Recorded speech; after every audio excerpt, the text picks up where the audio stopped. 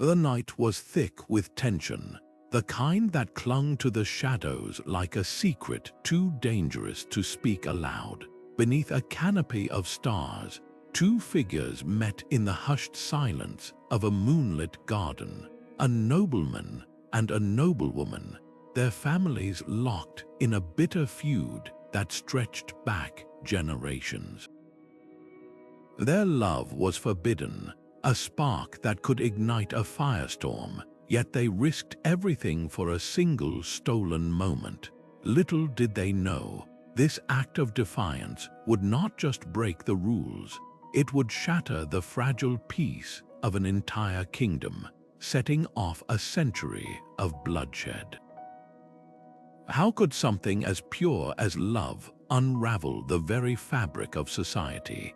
This is the story of how passion, pride, and political ambition collided in the medieval world, leaving scars that would last for generations. Picture a time when honor was everything, and alliances were forged not just through treaties, but through marriages carefully arranged to secure power.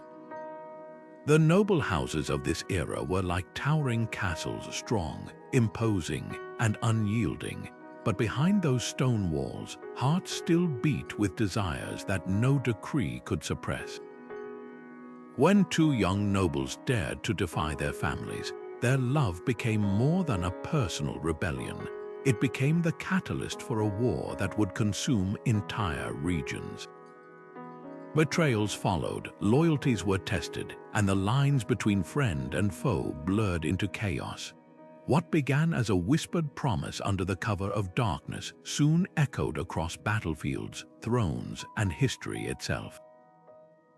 This isn't just a tale of romance, it's a gripping saga of how the personal became political, how a single choice could ripple through time with devastating consequences.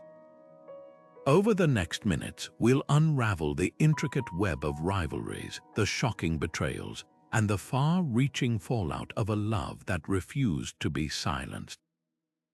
You'll see how the medieval world, with its strict codes of honor and vengeance, turned a private affair into a public catastrophe.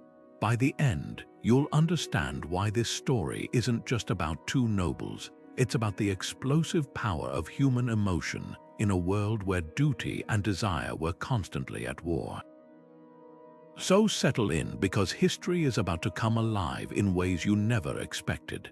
The houses of Valmont and Darrow were no ordinary rivals. They were titans of their age, their names whispered with equal parts reverence and fear.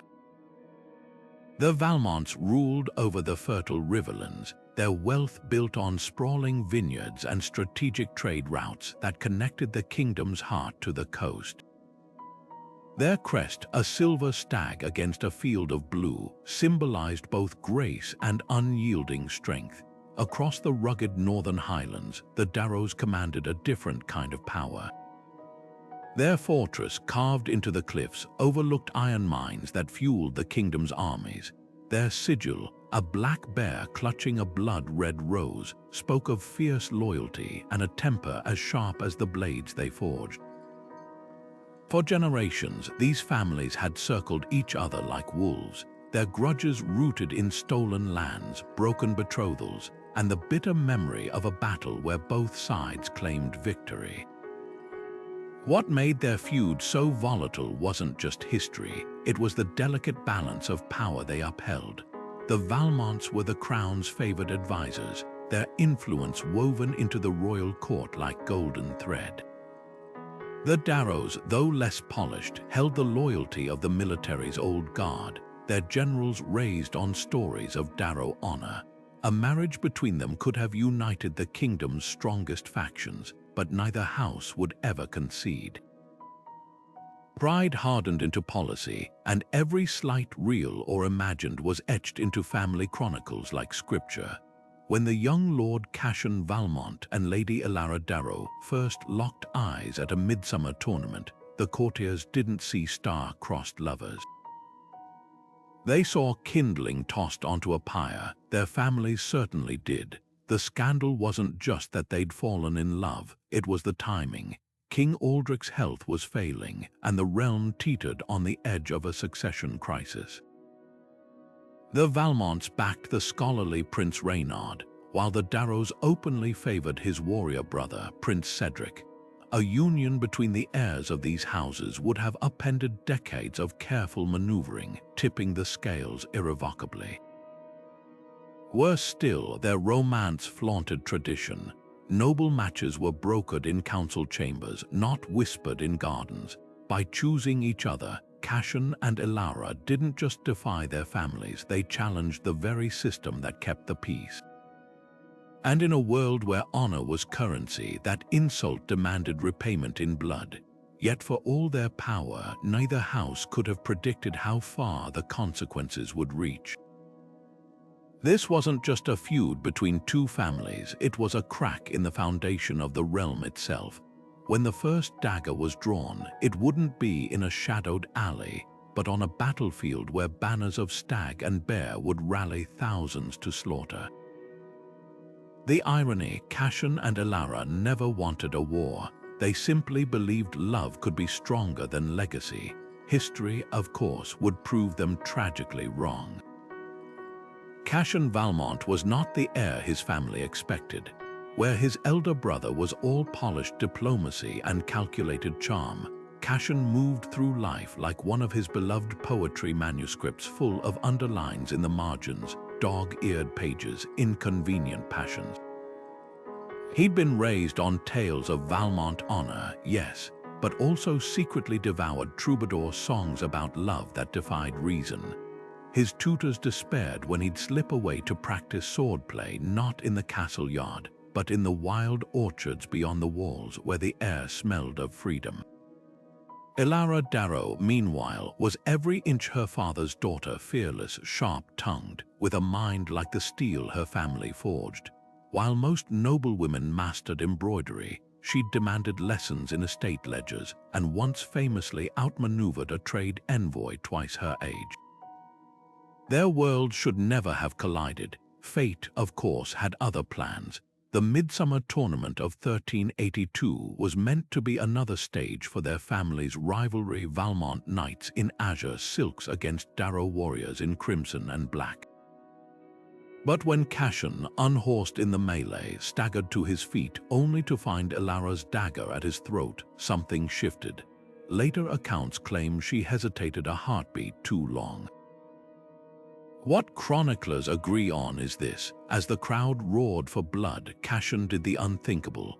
He laughed, not in mockery but with genuine delight, as if being bested by a Darrow was the most thrilling thing that had ever happened to him. That laugh undid them both.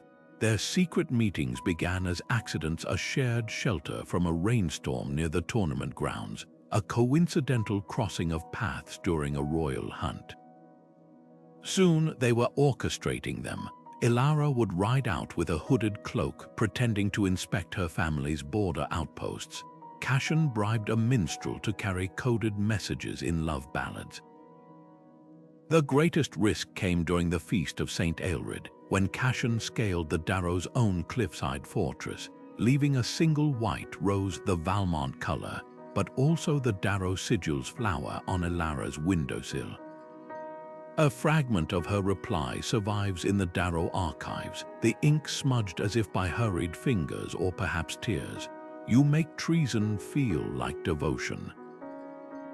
The stakes grew clearer with every stolen moment. When Cashen's father ordered him to court Lady Isabel of House Treville, a match that would secure the Eastern wool trade, he found excuses. Elara, meanwhile, turned away a procession of suitors with such cutting wit that her father threatened to take the choice from her entirely. Their defiance wasn't just youthful rebellion. In Cashen's personal journal, later confiscated by Valmont stewards, he wrote, "If our names must be weapons, let us wield them to build rather than destroy." Neither family would ever see it that way. The breaking point came when Prince Reynard, tipped off by a Valmont cousin, confronted Cashen with rumors that could brand him a traitor. His answer sealed their fates. "I serve the crown, but my heart is my own." Within a week, Ilara was confined to the Darrow's mountain stronghold, and Cashen found himself leading troops to a border skirmish, conveniently far from the capital when the first accusations of conspiracy began to fly. What makes their story so haunting isn't just the romance, but the brutal arithmetic of their world. Love required sacrifice, but war offered purpose. By the time Ilara smuggled out her final letter, "They've given me until the new moon to renounce you. Every hour now tastes like stolen wine." The first Darrow banners were already marching. The rose and the stag, meant to bloom together, would instead be trampled beneath the boots of armies. The discovery came not with a dramatic confrontation, but through something as ordinary as a laundress's gossip. One damp autumn morning, a servant scrubbing mud from Ilara's riding cloak noticed the embroidery along the hem, a tiny silver stag hidden beneath the fold. The Valmont sigil, stitched in thread so fine it might have been a lover's secret. By nightfall, whispers reached the ears of Lord Darrow's master-at-arms, a man who'd lost 2 brothers to Valmont arrows in a border skirmish years prior. He didn't bring the news to Ilara's father immediately. Instead, he set a trap. For weeks, the Darrow household played along, letting Ilara believe her midnight rides went unnoticed.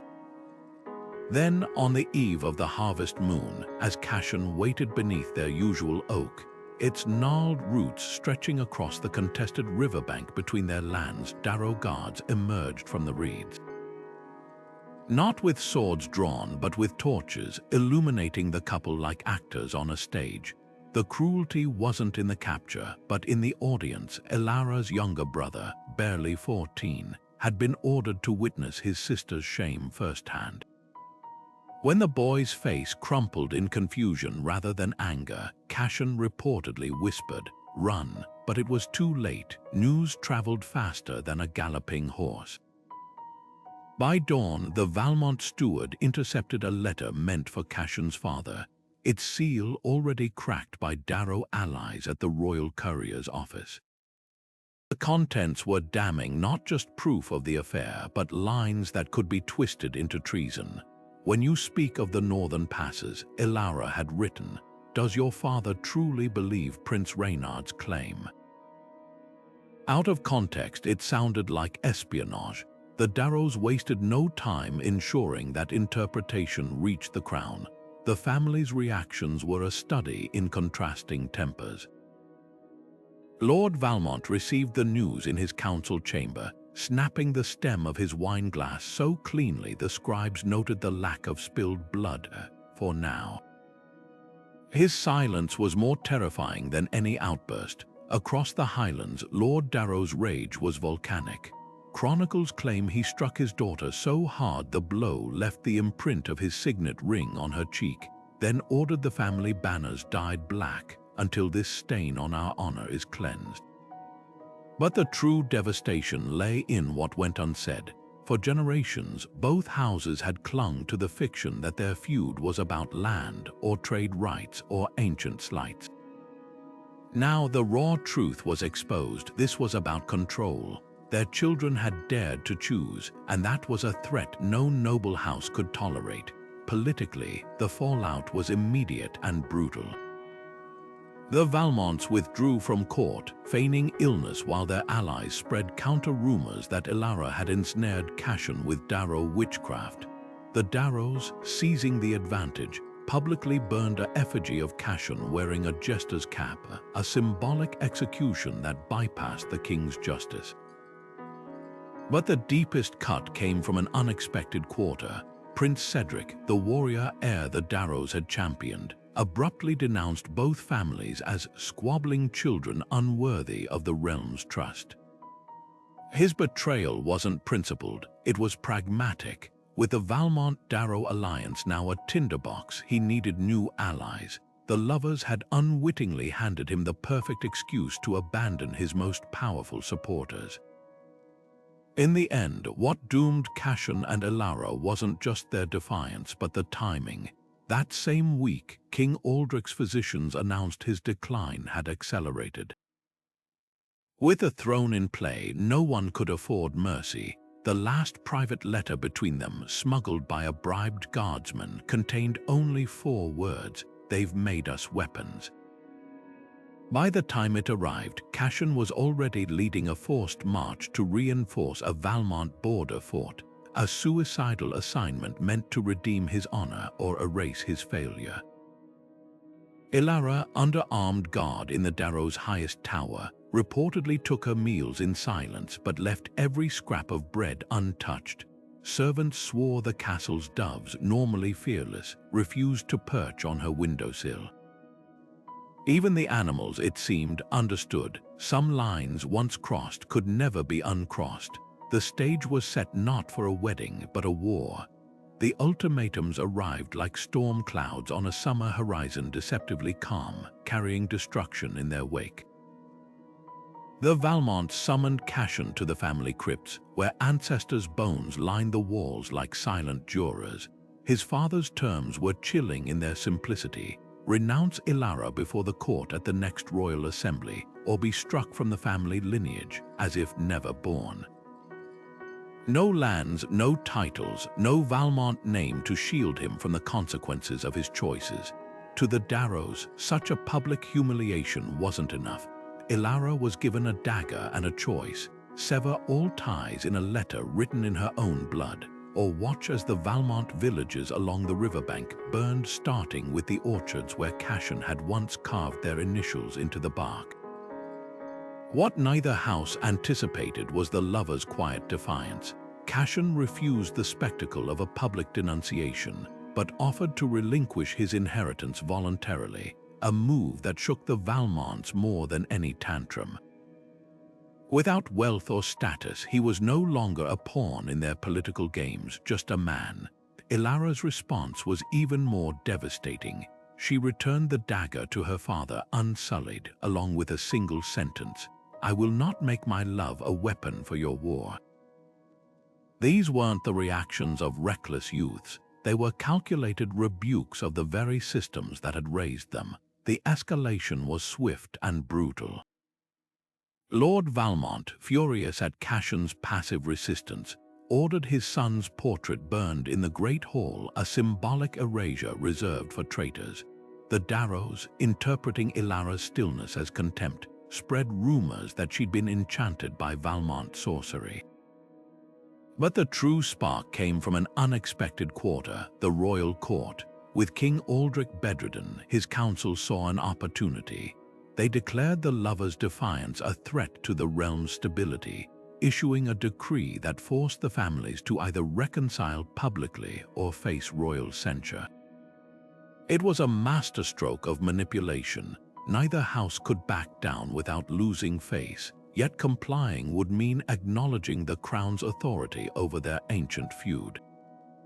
Pride, as much as policy, now fueled the fire. The Valmonts doubled down, producing a forged letter purportedly from Ilara admitting the affair was a Darrow plot to disgrace their house. The Darrows retaliated by parading a pregnant peasant girl before the court, claiming Cashen had dishonored her, a lie so flimsy it only revealed their desperation. Each accusation, each countermove pulled more bystanders into the conflict. Neighboring lords took sides, some out of loyalty, others sensing advantage in the chaos. Even the church waded in, with a firebrand bishop declaring the lovers' souls in peril unless they repented. The tragedy wasn't just the lovers suffering, it was how quickly their story was twisted into propaganda. Ballads painting Cashen as a seductive villain flooded Valmont taverns. Darrow minstrels sang of Ilara as a maiden led astray. The truth, two people who dared to choose, was buried beneath layers of political spin. By winter's first frost, what began as a romance had become shorthand for everything wrong with the realm.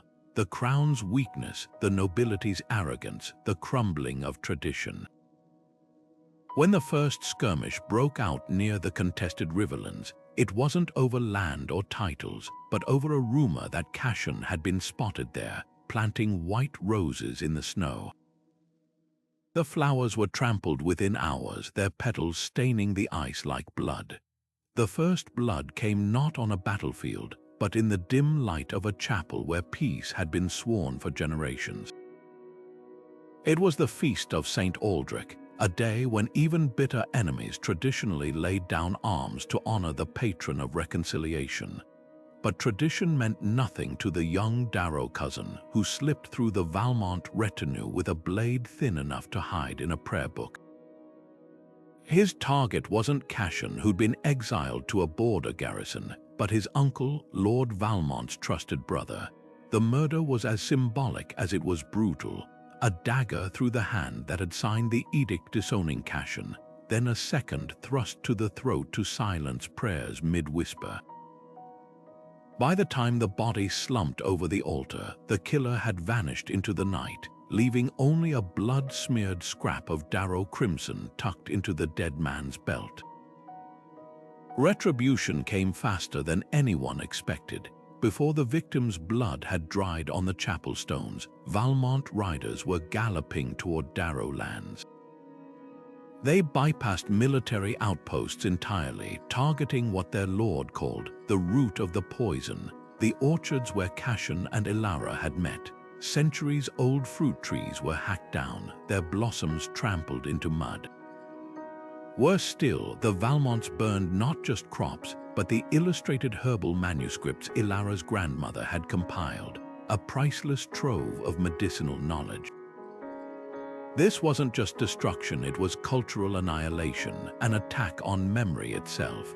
When news reached the Darrow stronghold, Ilara's father didn't even call his war council. He simply walked to the armory, took down the greatsword hung above the hearth, and drew a line across the stone floor with its tip. Any man who crosses this, he told his household, does so to kill or die. The kingdom fractured along invisible fault lines. Neighboring lords who'd stayed neutral now had to choose, the Valmonts with their royal connections, or the Darrows with their iron and seasoned warriors. Some joined out of loyalty, others for promised rewards. A Valmont-backed bishop offered absolution for any violence done in their cause, while the Darrows whispered of land grants carved from defeated enemies. Even the peasantry was swept up, though their stakes were crueler. When Darrow partisans ambushed a Valmont supply train, they didn't just seize goods, they branded the drivers' foreheads with a crude stag, turning them into living insults. The Valmonts responded by rounding up Darrow's sympathizing villagers and forcing them to watch as their own homes were torched. What made the conflict so intractable was how each side weaponized honor. The Darrows framed their chapel assassination as divine justice, citing an obscure text where St. Aldrich himself smote a false oath-maker. The Valmonts, meanwhile, claimed their orchard raid wasn't vengeance, but a harvest of corruption, purifying the land Ilara had defiled with her presence. Both narratives spread like wildfire, amplified by minstrels who turned fresh atrocities into stirring anthems by sundown. Soon, no one remembered how it started, only that it must continue. The final descent into all-out war came when Prince Reynard, the Valmont-backed heir, made his move. Seeing his rival Cedric weakened by the Darrow-Valmont feud, he petitioned the dying king to name him regent. His first act, declaring the Darrows rebels for refusing to surrender Ilara to face royal judgment. The decree was a masterpiece of provocation. It painted her as both a victim needing rescue and a criminal deserving punishment. When Darrow forces massed at the river crossing to defy the order, they found not just Valmont banners awaiting them, but the royal standard. The first volley of arrows didn't come from family archers, but from the king's own guard. In that moment, a private feud became a civil war, and the kingdom's fate was sealed in blood. Chroniclers would later call this period the War of the Rose and Stag, but those who lived through it knew a darker truth. This wasn't a romantic clash of symbols. It was the unraveling of an entire social order.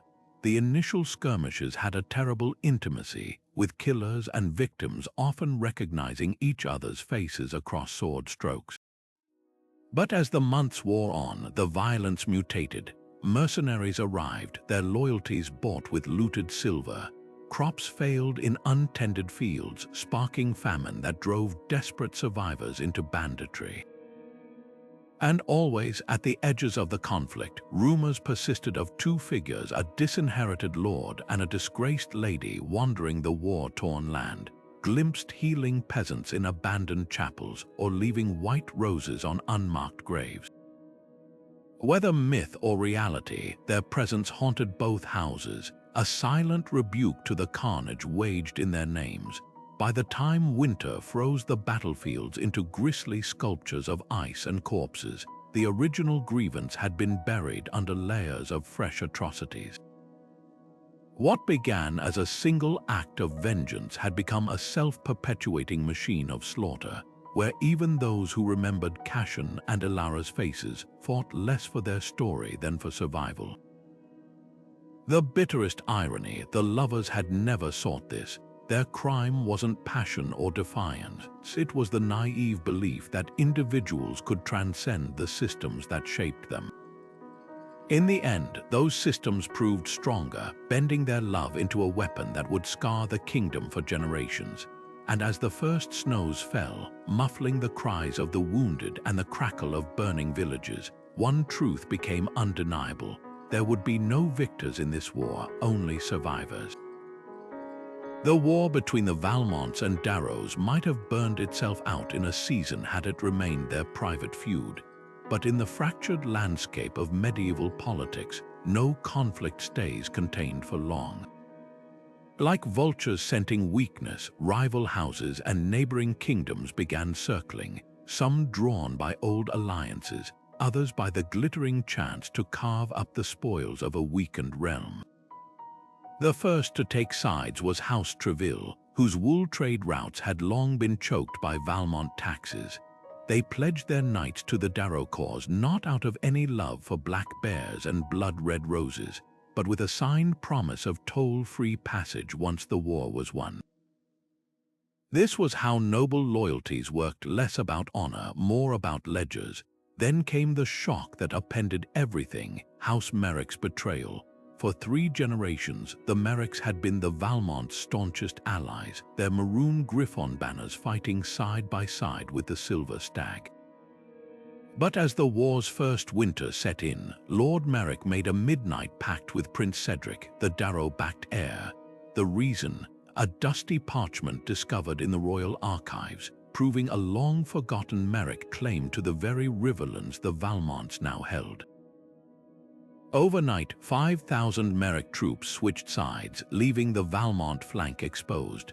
The betrayal was so brutal, so absolute, that Valmont scribes later scrubbed every mention of the Merricks from their chronicles, as if erasing them could undo the military catastrophe their defection caused. Opportunism infected even the clergy. Bishop Reynaud of the Southern Sea had once baptized Cashan as an infant, but now declared the young lord's love for Ilara a sin against divine order. His real motive, the Darrows promised to expand his diocese into Valmont-held parishes if he denounced them from the pulpit. Faith, like everything else, had a price. Meanwhile, the free cities along the coast, nominally neutral, played both sides, selling weapons to the Darrows while quietly financing Valmont mercenaries. Their merchants grew fat while the countryside starved. The most tragic turn came from an unexpected quarter, the mountain clans who'd been Ilara's childhood friends.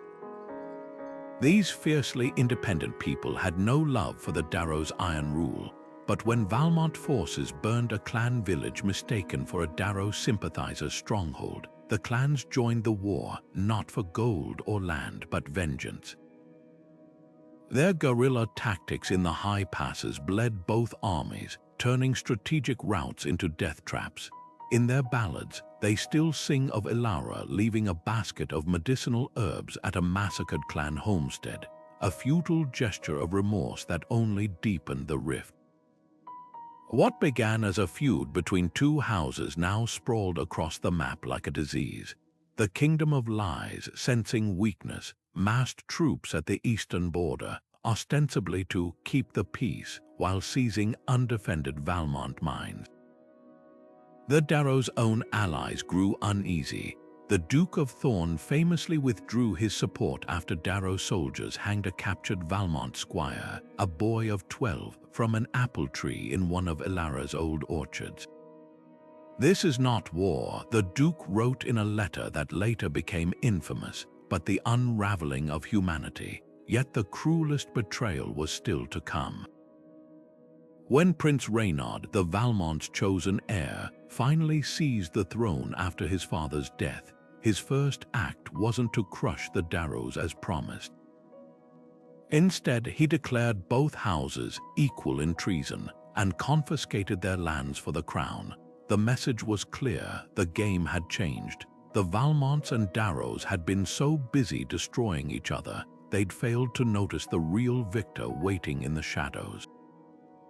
Their war had become the kingdom's reckoning, and in the end, not even the winners would emerge unscathed. As the conflict dragged into its third year, the original actors became almost irrelevant. Cashen was last seen leading a band of deserters to defend a plague-stricken village, his Valmont armor traded for a healer's cloak. Ilara vanished from the Darrow fortress during a winter siege, leaving behind only a silver stag pendant on her pillow. The war they'd accidentally ignited now belonged to strangers, mercenaries, opportunists, and kings who'd never known the taste of stolen kisses in moonlit gardens. The rose and the stag, once symbols of love, were now just rallying cries for armies who'd forgotten why they fought.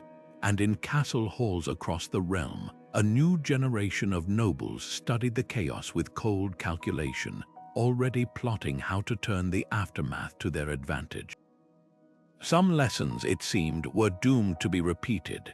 The first true battle of the war didn't happen on some grand field with trumpets and banners, but in the muddy shallows of the River Bryn, where Valmont supply barges had floated undisturbed for centuries. That ambush set the tone for everything that followed: no rules, no mercy, just the desperate calculus of survival. Darrow archers hidden in the reeds lit their arrows with pitch-soaked rags, aiming not at the guards but at the grain sacks. As flames consumed the winter's food stores, Valmont soldiers leaped into the icy current to salvage what they could, only to find the Darrows had weighted the barrels with stones. The message was clear: if they couldn't have peace, they'd ensure no one could eat. Siege warfare followed, each side choking the life from the other's strongholds.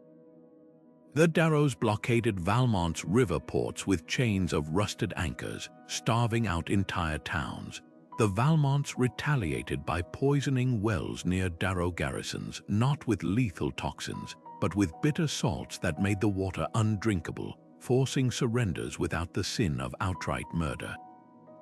Even the seasons turned against them. That spring, rains swelled the rivers, sweeping away makeshift bridges and drowning messenger riders. By summer, drought cracked the earth, making every march a dust-choked ordeal. Nature itself seemed to recoil from their feud. Scorched earth tactics became the grim norm. When Valmont forces retreated from the village of Harrow's Cross, they didn't just burn the granaries, they uprooted every fruit tree, salted the fields, and even smashed the looms in the weavers' cottages. The Darrows answered by flooding their own iron mines rather than let Valmont allies seize them, collapsing tunnels that had taken generations to dig. Such acts weren't just strategic, they were performances of spite, each side proving they'd rather see everything destroyed than let the other win. Mercenaries poured into the vacuum, their allegiances shifting with the highest bidder. The Silver Wolves, a notorious company from across the mountains, fought for the Valmonts 1 month only to defect to the Darrows the next when their pay was delayed. These hired blades brought fresh horrors: night raids where prisoners vanished into unmarked graves, Farms torched not for strategy but for sport. The worst were the so-called penitents, fanatics who believed the war was divine punishment and wore ashes mixed with blood as armor. They neither took spoils nor asked for pay, slaughtering indiscriminately in the name of cleansing the land. Pivotal moments flickered and died like guttered candles. After the Battle of the White Ford, where Valmont forces shattered the Darrow vanguard, a young captain raised his sword not for the killing stroke, but to offer terms. The Darrow commander, bleeding from a dozen wounds, spat in the mud between them.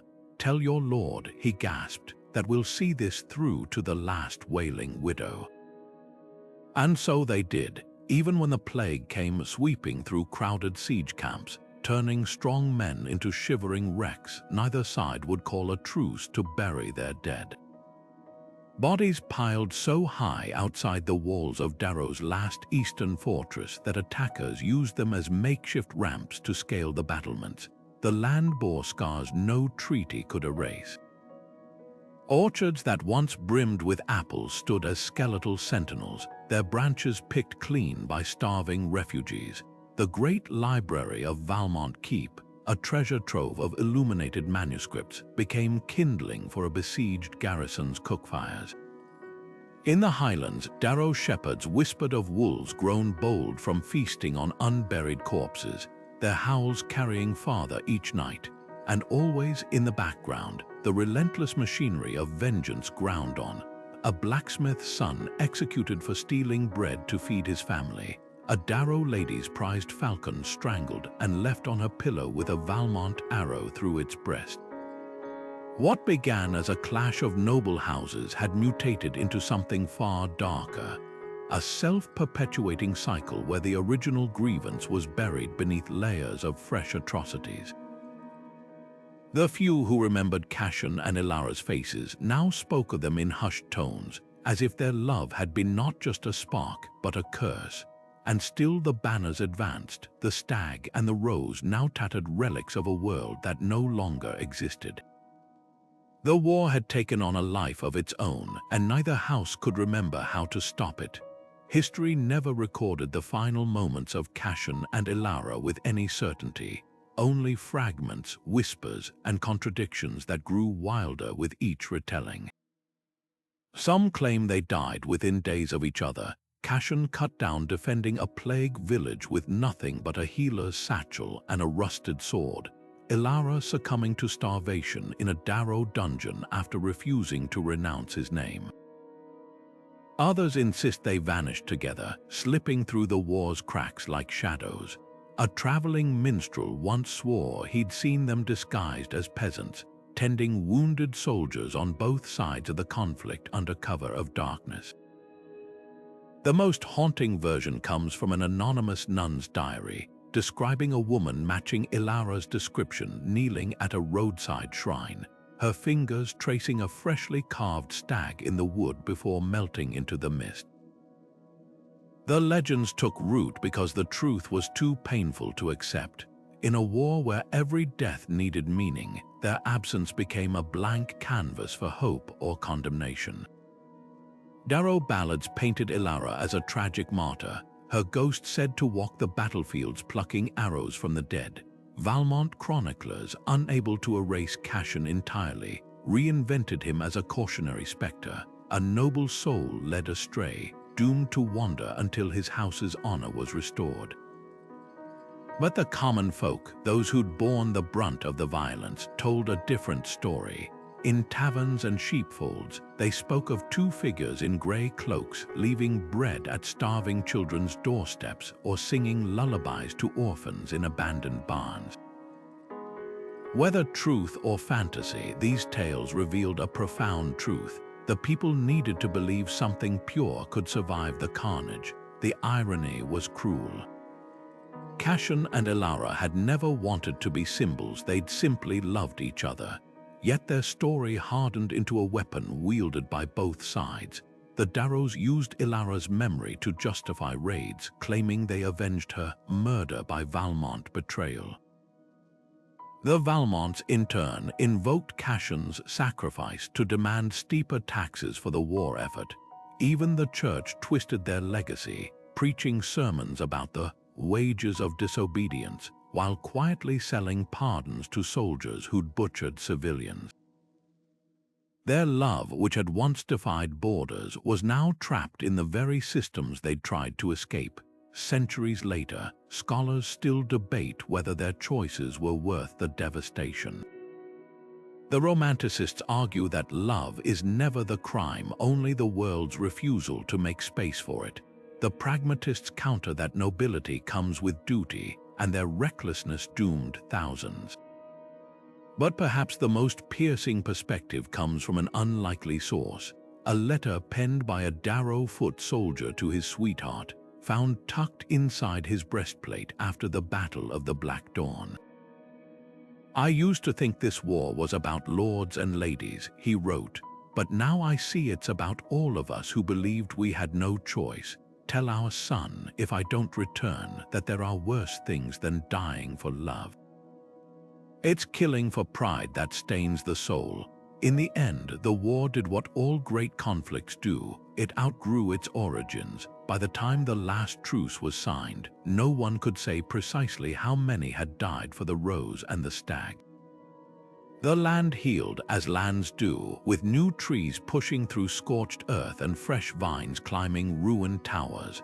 But every spring, when the white roses bloomed along the contested riverbank, old women would pluck a single petal and let it drift on the current, a silent tribute to the lovers who dared to dream of a different world.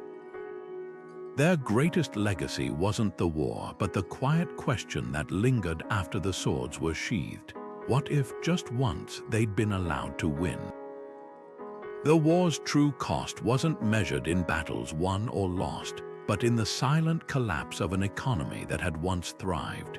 By the 5th year of fighting, the kingdom's coffers were so drained that tax collectors resorted to seizing door hinges and cooking pots from peasants. Anything made of metal could be melted down for weapons. Merchant guilds, once the lifeblood of regional trade, folded as caravan routes became banned. It infested death traps. In the port city of Lismouth, where ships from 3 continents had once docked, harbor records show a staggering decline. From 200 vessels a month to just 12, most of them smuggling contraband for warlords. The Darrow's famed iron mines, now flooded or abandoned, left armorers unemployed and armies clad in patched-together scraps. Valmont vineyards, untended for seasons, produced only enough wine for medicinal use, their prized vintages replaced by sour brews made from scavenged berries. Famine crept in like a thief. With farmers conscripted or fleeing, fields lay fallow and granaries became battlegrounds. A surviving ledger from the town of Briarwood tells a harrowing tale. Where once the market boasted 40 grain merchants, only 2 remained by the war's end, selling moldy flour at prices that required a month's wages for a single loaf. Chroniclers wrote of villagers boiling leather belts for broth and grinding acorns into bitter flour. The nobility, insulated by stockpiles, were slow to grasp the scale of suffering until even their storehouses ran dry. A stark entry in Lord Valmont's household accounts from that period notes the unthinkable: the sale of a family heirloom, a golden chalice said to bless marriages, traded for 6 sacks of barley to feed the garrison dogs. Infrastructure crumbled under neglect. Bridges collapsed without repairs, isolating entire villages. The great stone roads built by the kingdom's founders cracked under the weight of endless troop movements, their slabs pried up to build siege engines. A traveling scribe's diary describes the once bustling market town of Fairhaven reduced to a ghostly shell. Its famous clock tower stopped at the exact hour Darrow raiders torched the wool warehouses. Even the monasteries, traditionally spared in conflicts, were plundered for their lead roofs and copper piping. The Bishop of Elmsford lamented in a letter to the Pope that sacred relics were being bartered for sacks of salt, the only currency left when coins lost all meaning. The human toll defied reckoning. Census rolls from the period show entire parishes wiped out not by swords, but by starvation and disease. In the mountain hamlet of Redtree, a single scratched tally on the church wall records the grim arithmetic, summer of the 6th year. 32 souls remain, God forgive us. Craftsmen who'd spent lifetimes perfecting their trades vanished into the ranks of beggars or bandits. A master weaver's guild in Silverford, renowned for tapestries that hung in royal palaces, disbanded after its members resorted to unraveling their own work for thread to sell. The war didn't just kill people, it erased ways of life centuries in the making. What made the collapse so catastrophic was its inevitability. Early warnings had been ignored. A merchant's petition to the crown in the war's 2nd year, begging for protected trade corridors, was dismissed as peacetime thinking. When the Darrows burned Valmont's last operational mill at Blackwater Crossing, they didn't just destroy a building, they severed the region's ability to feed itself. The nobility, obsessed with symbolic victories, failed to grasp that wars are won not just on battlefields, but in barns and market squares. By the time rival lords sat down to negotiate terms, the kingdom's wealth had bled away into the soil, leaving behind a land where children didn't recognize the taste of fresh bread and elders spoke of prosperity like it was a fairy tale. The bitterest lesson: recovery would take generations. Vineyards replanted today wouldn't yield drinkable wine for a decade. Mine shafts cleared of rubble still faced years of backbreaking labor before ore flowed again. And trust, the invisible foundation of all commerce, had evaporated like morning dew. A surviving contract from post-war Silverhill shows merchants demanding payment in nails and seed grain, refusing even the king's freshly minted coins.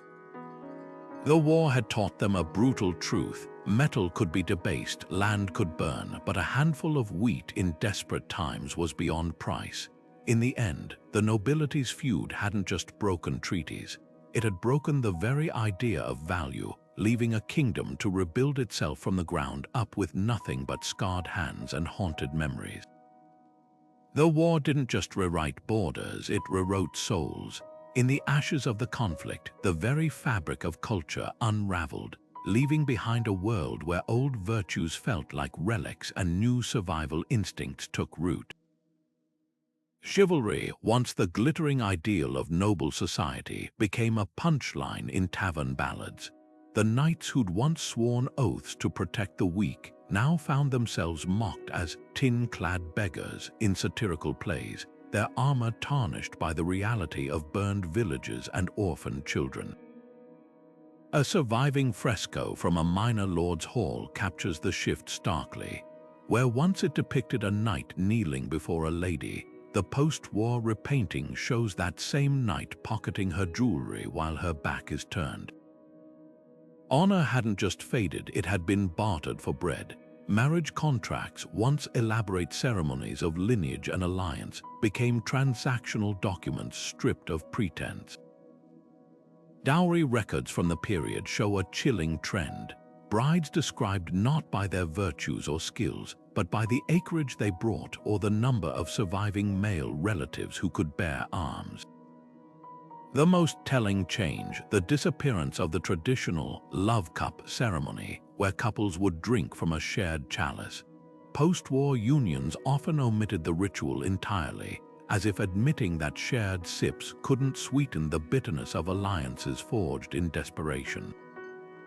Even wedding songs grew darker. One surviving lyric from a Darrow bride's lament includes the line, "I'll wear your colors, husband, but my heart belongs to the grave."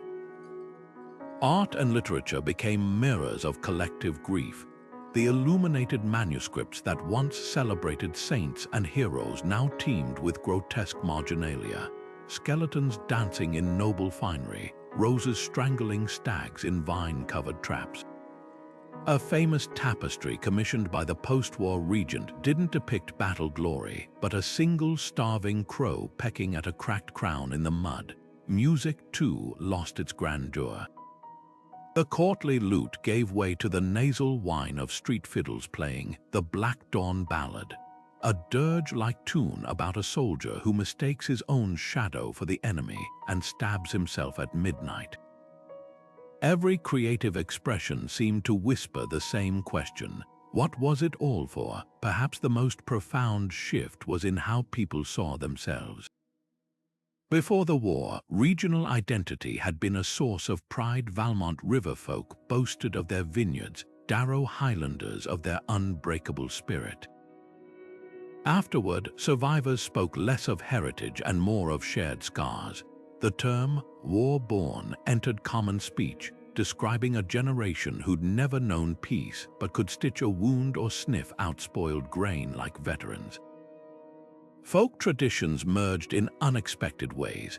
Darrow Mountain runes began appearing on Valmont gravestones, while Valmont harvest dances incorporated the grim drumbeats of Darrow funeral marches. Even fashion reflected the blending. Noblewomen once known for their house colors now wore muted grays, a silent protest against the banners that had doomed so many. Religious practices twisted under the weight of loss. Pilgrimages to shrines of warrior saints plummeted, while obscure cults of the Weeping Mother sprang up in their place, offering absolution not for sins but for survival. A bishop's furious edict from the period condemns a village for worshipping a statue of Saint Aldrich with its face turned to the wall, a blunt rejection of the patron who'd failed to protect them. The church's own influence waned as people sought answers outside its scorched doorways. Hedge witches and battlefield surgeons found sudden respect, their practical magic more comforting than distant gods.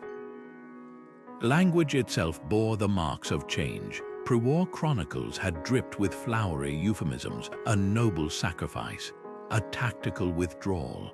The post-war lexicon was brutally direct. Soldiers didn't fall in battle, they got chopped down. Betrayal wasn't a breach of faith, but a knife to the kidney. Even children's rhymes grew teeth, like the skipping chant that spread through market towns. Rose and stag, both are dead, dig a grave and lose your head. The poetry of the age, what little survived, was stripped of metaphor. One infamous couplet scratched into a Valmont dungeon wall reads, "You promised glory. We got mud, the war's not over, it's in our blood." The war's greatest cultural theft wasn't land or gold, it was the future.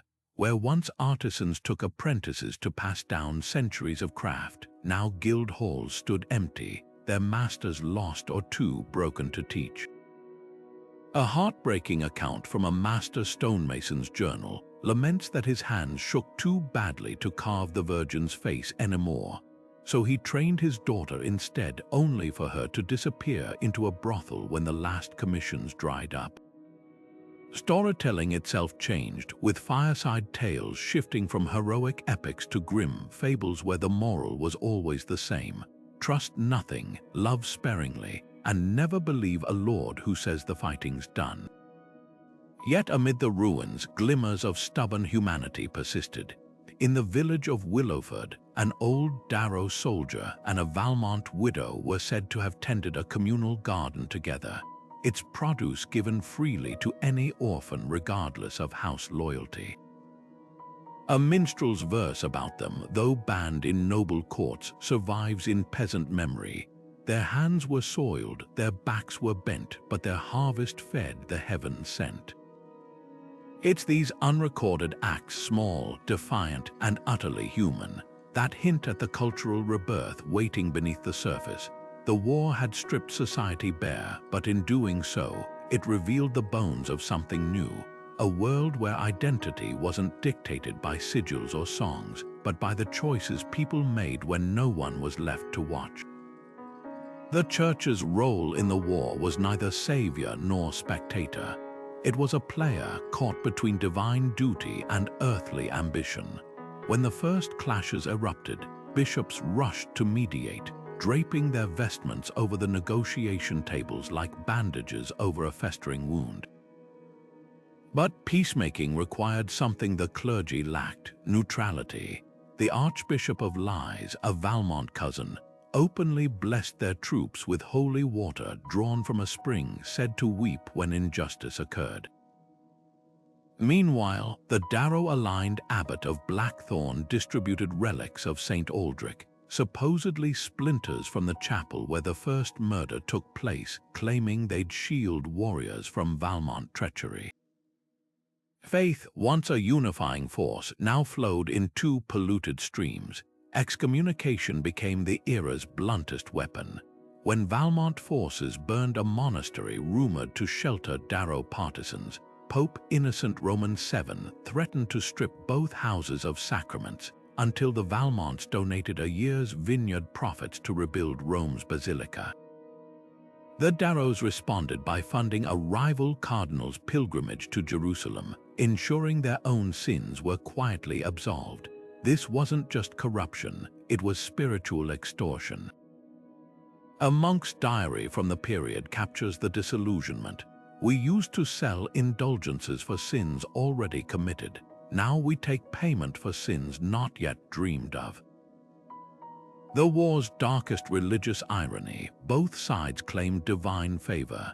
Darrow priests preached that the rose in their sigil symbolized the Virgin's tears, making their cause holy. Valmont chaplains retorted that their silver stag represented Christ's purity, casting Darrows as hellspawn. Common folk, watching their children starve, grew cynical. In the village of Briarwood, someone nailed a pair of dice to the church door, a crude joke about gambling with salvation. By the war's end, the church's authority lay in tatters. The once revered Bishop Reynaud, who'd auctioned pardons to the highest bidder, was found dead in his chambers with a merchant's unpaid invoice stuffed in his mouth. Monasteries stood half empty, their monks having fled to become hedge healers or mercenary scribes. Yet from this wreckage emerged an unexpected revival, the rise of folk saints. Peasants began worshipping a mythical figure called the Grey Pilgrim, said to be Cashan in disguise, who supposedly left healing herbs and white roses at plague houses. The clergy condemned it as heresy, but the cult persisted, proof that when institutions fail, people will fashion their own mercy, the ultimate verdict on faith's role. It wasn't the war that broke the church's power, it was the church's inability to rise above the war. For every priest who profited from the chaos, there was another who risked his life to bury the nameless dead. That duality, more than any battlefield loss, eroded trust. Centuries later, when historians tally the war's casualties, they often overlook the quietest victim, the idea that God took sides. The Battle of the Black Dawn was less a clash of armies than a slow suffocation in the mud. On a fog-choked morning in the war's third year, Valmont forces trapped the Darrow vanguard in the floodplains near Harrow's Cross, where spring rains had turned the fields into a sucking quagmire. Eyewitness accounts described knights dismounting to free their sinking horses, only to be dragged down by their own armor. A Darrow squire's diary, smeared with what might be blood or ink, recounts the horror. Men screamed not from wounds, but from the earth itself swallowing them whole. The Valmonts, positioned on higher ground, rained arrows coated in a substance that burned skin even through mail, a recipe rumored to have been stolen from alchemists in the free cities. By dusk, the Darrow's famed Black Bear banner was just another tattered rag in the mud, and the Valmonts had secured the river crossing that would feed their sieges for months. But the victory came at a grotesque price. Farmers avoiding the corpse-choked fields that summer swore the wheat grew unnaturally red, and no bird would sing near the marshes for years. Then came the siege of Darrow's Teeth, where strategy gave way to sheer stubbornness. Perched on cliffs deemed unassailable, the Darrow stronghold should have been impregnable. But the Valmonts, led by Cashan's estranged younger brother Edric, employed a tactic so brutal it shocked even their allies. Instead of storming the gates, they diverted the mountain streams feeding the fortress cisterns, then waited. A mercenary's letter home survives. We watch them lower buckets on ropes to lick dew off the rocks. By the 4th week, they're drinking their own piss. When Darrow forces staged a desperate midnight breakout, they found the Valmonts had lined the escape path with their own dead soldiers who'd succumbed to dysentery, arranged as ghastly sentinels. The psychological toll broke the defenders. A child's skeletal hand was later found clutching a spoon near the collapsed postern gate, a final testament to the starvation that claimed hundreds. Yet this Pyrrhic victory backfired. The Valmonts, weakened by disease and unable to garrison the ruined fortress, abandoned it within months. All that effort, all that suffering, and the cliffs stood empty again, a monument to futility. The war's turning point came not on a battlefield, but in the orchards of Whitebridge, where the very trees Cashan and Elara had once sheltered under became the stage for the conflict's most grotesque irony. The so-called Harvest Massacre began as a Darrow raid to deny Valmont forces winter supplies. But when they torched the granaries, the flames spread to a nearby abbey where wounded from both sides were treated. Trapped between fire and the river, soldiers and healers alike perished in the smoke. A nun's account, scribbled on a scrap of vellum found in the ashes, reads, "The Darrows claim they didn't know. The Valmonts claim they didn't care. God knows we screamed loud enough for both to hear. The real tragedy, the granaries were nearly empty. The Valmonts had already moved their stores." The fire's only lasting impact was the death of Lord Darrow's youngest son, who'd been secretly negotiating a truce with dissident Valmont captains. His charred signet ring, melted into a lump of gold and bone, was delivered to his father by a farmer's daughter who'd hidden in the reed. She reported the old man didn't weep. He just kept turning the ring over in his palms, whispering, "All this for apples." These battles shared a common thread, not glory, but waste. The Black Dawn's mud, Darrow's teeth's thirst, Whitebridge's futile flames, each victory was hollow, each defeat unnecessary. Chroniclers would later call them pivotal, but the soldiers who survived knew better. As one anonymous graffito in a ruined barracks put it, "They told us we were making history, feels more like we're digging its grave." Siege warfare during the War of the Rose and Stag wasn't just about towering walls and battering rams. It was a slow, grinding dance of starvation and ingenuity. Take the siege of Darrow's Teeth, where the Valmonts didn't just surround the fortress. They turned the land itself against its defenders. By diverting mountain streams that fed the stronghold's wells, they transformed a symbol of Darrow's strength into a parched prison. Inside, soldiers rationed dew scraped from morning grass, while the desperate drank ink or boiled leather for broth. The real horror, the Darrows had stockpiled enough grain to last a year, but without water to cook it, their stores became as useless as stones. Innovation flourished in the cruelest ways. The Valmonts, frustrated by the high cliffs of Darrow's Teeth, commissioned trebuchets not to hurl rocks, but beehives swarming insects drove archers from the battlements long enough for sappers to undermine the gates. Meanwhile, the Darrows retaliated with shadow fires. Barrels of pitch rolled downhill at night and lit mid-descent, creating rivers of flame that forced besiegers to abandon their trenches. Both sides soon realized traditional rules of chivalry didn't apply. A Valmont engineer's sketchbook survives, filled with designs for a whispering tower, a siege engine disguised as a grain cart to slip past enemy lines. The notes ominously conclude, "If they starve us, we'll poison their bread." The human cost inside besieged cities defied imagination. At Whitebridge, where townsfolk and soldiers were trapped for 8 months, a scribe's journal details the descent into nightmare. First, they ate the horses, then the cats, then the rats. By winter, the ledger coldly records 4 ounces of bark flour per child daily.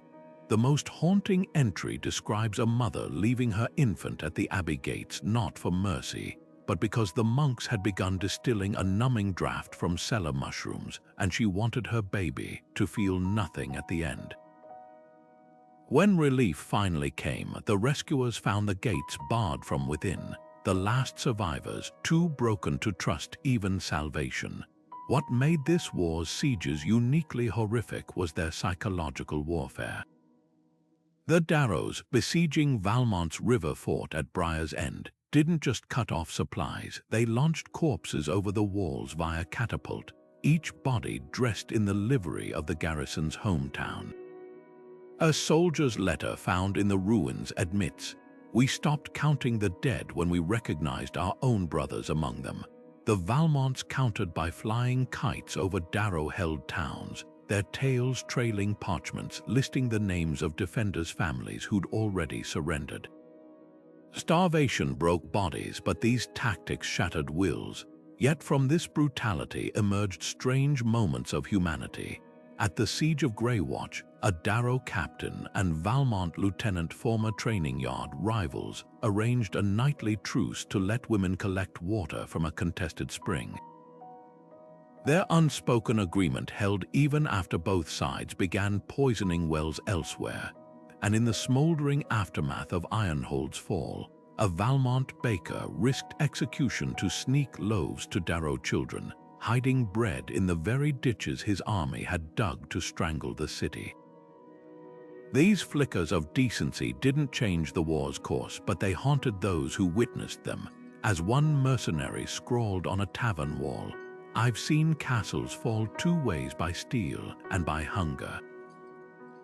Neither leaves you clean. The war's legacy in siegecraft was paradoxical. It birthed terrifying advances like the Darrows' thunder mines, gunpowder charges buried beneath approach roads, but also exposed the limits of even the strongest walls.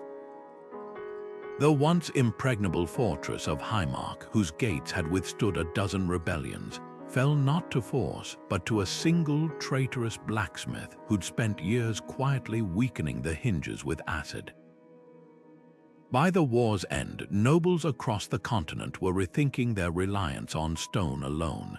The age of the castle was waning, and the lessons of this conflict, where starvation proved sharper than any sword, would echo through military strategy for centuries. But for those who endured the sieges, the real lesson was simpler. No innovation could justify what they'd done to one another in the dark. The war's chaos didn't just feed the ambitions of noble houses. It became a gold rush for mercenaries and marauders, men who owed loyalty to nothing but the weight of a coin. These hired blades transformed the conflict from a clash of honor into a free-for-all, where the highest bidder dictated the day's allegiance. Among the most notorious were the Silver Wolves, a company of exiled knights and deserters who fought under a banner stitched with their grim motto, "Gold or blood, the price is paid." They'd switch sides mid-campaign if a rival lord offered better spoils, leaving villages scorched and supply lines severed behind them. Their legacy wasn't just in battles won, but in the terror they cultivated, a reputation so vile that surrendering troops would sometimes slit their own throats rather than face capture by the wolves. Bandits, too, found fertile ground in the war's cracks. With patrols stretched thin, highways became hunting grounds for rogue soldiers, and desperate peasants turned outlaw. The so-called Ashen Brotherhood operated like a shadow army, ambushing couriers, stealing tax caravans, and even selling information to both sides. Their leader, a disgraced Darrow quartermaster called the Fox, had a brutal genius for exploiting supply routes, once diverting an entire Valmont grain shipment to a starving village, then extorting the villagers for every scrap. These marauders didn't just profit from the war, they prolonged it, creating shortages that forced nobles to pay mercenaries even as their own people starved. The mercenaries' greatest damage wasn't on battlefields, but in the unrecorded spaces between. The penitents, a fanatical company who wore ashes like armor, believed the war was divine punishment. They butchered prisoners without ransom, burned libraries as temples of vanity, and left crops rotting in fields to purge the land of sin. Their cruelty had a perverse ripple effect. Villages emptied at rumors of their approach, abandoning harvests that might have fed armies or civilians. Even other mercenaries shunned them until the Darrows, desperate for any advantage, hired them to terrorize Valmont-held towns. The penitents' legacy lingered like a poison. Years after the war, mothers still hushed children with warnings of the Ash Men coming. What made these groups so destructive was their lack of stakes. Unlike nobles fighting for land or legacy, mercenaries thrived on perpetual conflict. The Black Lions, a cavalry unit from the southern steppes, famously prolonged the siege of Ironhold by sabotaging peace talks, fabricating letters that convinced each side the other planned treachery. Their captain, a grinning cutthroat named Vargo, later boasted in his memoirs that war was just a market where the product is corpses and business was good. Civilians bore the brunt of this unbridled savagery. Towns that had escaped the noble army's wrath were often pillaged by mercenaries, friendly or otherwise. A scribe's account from Willowford describes the Raven Shadow Company, technically Valmont allies, looting the very granaries they were paid to protect, then selling the grain back to the starving populace at tenfold prices. The war's timeline is dotted with such betrayals, each one deepening the kingdom's collapse. Yet not all sellswords were without conscience. The Greycloaks, a smaller company of disbanded royal guards, gained renown for defending villages neither side cared about. Their leader, a grizzled knight called Sir Joran, turned down lucrative contracts to patrol the war's forgotten edges. Someone has to remember the difference between fighting and murder. He told a chronicler words that would later be carved on his unmarked grave. The mercenary era's end came not with a decree, but with exhaustion. As the war dragged on, even gold lost its value. Mercenaries demanded payment in salt, weapons, or land grants. The Silver Wolves dissolved after a mutiny over a chest of debased coins, while the Ashen Brotherhood was hunted down by their own former patrons, who'd tired of their blackmail. In the end, these wolves of war found themselves outmatched by the very chaos they'd fed, a fitting end for men who thought they could control the fire they'd helped ignite. Their true legacy, proof that when loyalty is for sale, no one's hands stay clean. Peace was never impossible, just inconvenient. In the war's third year, a fragile truce nearly took root when the Darrows proposed a ceasefire to bury their dead after the Battle of the Black Dawn. The Valmonts agreed, but the ceremony unraveled over a single misplaced banner. A Darrow squire, exhausted and grief-stricken, accidentally raised his house's standard a hand's breadth higher than the Valmonts on the shared mourning ground. What should have been a moment of shared sorrow became a fresh insult. Lord Valmont's envoy turned on his heel, snapping, "Even in death you grasp for dominance." By nightfall, both sides were digging fresh graves instead of tending old wounds. The most promising peace effort came from an unlikely mediator, Lady Isabel of House Treville, the very woman Cashan had once refused to marry. Having wed a neutral border lord, she leveraged her position to host secret talks in her husband's riverside castle. For a fortnight, envoys huddled over maps, trading concessions like merchants haggling over grain. Then came the fatal misstep. During a feast meant to celebrate progress, a Valmont diplomat toasted to the wisdom of our noble hosts, but failed to stand when acknowledging the Darrow delegation. The Darrows read it as a deliberate slight, proof the Valmonts still saw them as lesser. Talks collapsed before the wine stains dried on the tablecloth. Years later, Isabel's diary would lament, "We were stitching a wound with silk thread when they preferred to keep picking at the scab." Even the church's interventions backfired. When the Archbishop of Lies arranged a peace summit under the sacred Truce Oak, a tree said to weep sap if oaths were broken, both houses arrived armed with conditions instead of compromises. The Darrows demanded Valmont cede the Riverlands. The Valmonts insisted the Darrows publicly brand Ilara a seductress. Negotiations dissolved when a Darrow envoy noticed Valmont servants discreetly measuring the oak's girth, as if calculating how much lumber it might yield. The Archbishop's subsequent excommunication of both houses only deepened the rift, with each side accusing him of favoring the other, the bitterest irony. The closest the war came to ending was over a chessboard. During a lull in fighting, the Darrow heir and Valmont's younger brother met by chance at a neutral keep, sheltering from a storm. Passing the time with a game, they discovered an uncanny mirror of their strategies, the Darrow's aggressive openings, the Valmont's patient counterplays. By dawn, they drafted a framework for peace, joint governance of the contested lands, a marriage alliance between distant cousins, even plans to rebuild shared mills. Then the Valmont brother made an offhand remark about Darrow impulsiveness. The game ended in a flipped board, and with it the last glimmer of trust. Pride didn't just poison these attempts, it reinvented them as weapons. After the failed Truce Oak Summit, the Darrows minted coins showing the tree with a Valmont axe at its roots. The Valmonts retaliated by staging a mock peace banquet, where servants carried in a roasted boar with a Darrow banner stuffed in its mouth. Each performance of diplomacy became another battlefield, where the real casualty was hope. By the war's end, the very concept of negotiation had become taboo, as if admitting the enemy might be reasonable was worse than losing. A soldier's graffiti scrawled on a ruined chapel wall captured the absurdity. They'll let the kingdom burn before they say maybe you were right. The tragedy wasn't that peace failed, it's that it kept failing for the smallest of reasons.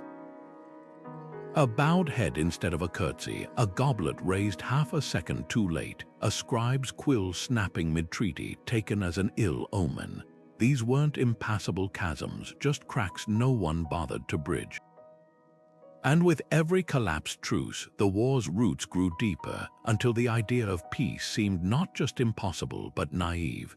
The ruling class had spent so long wearing armor, they'd forgotten how to extend an unguarded hand.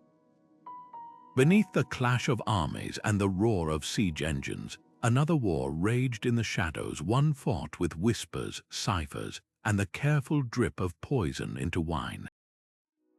While knights won glory on battlefields, spies shaped outcomes in candlelit chambers and bustling market squares where a single overheard word could alter the course of history.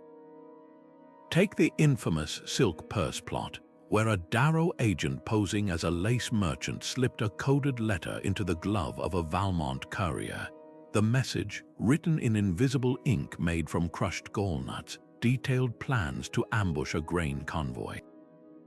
By the time the Valmonts decoded it, their breadbasket was ash and winter's grip tightened around their throats.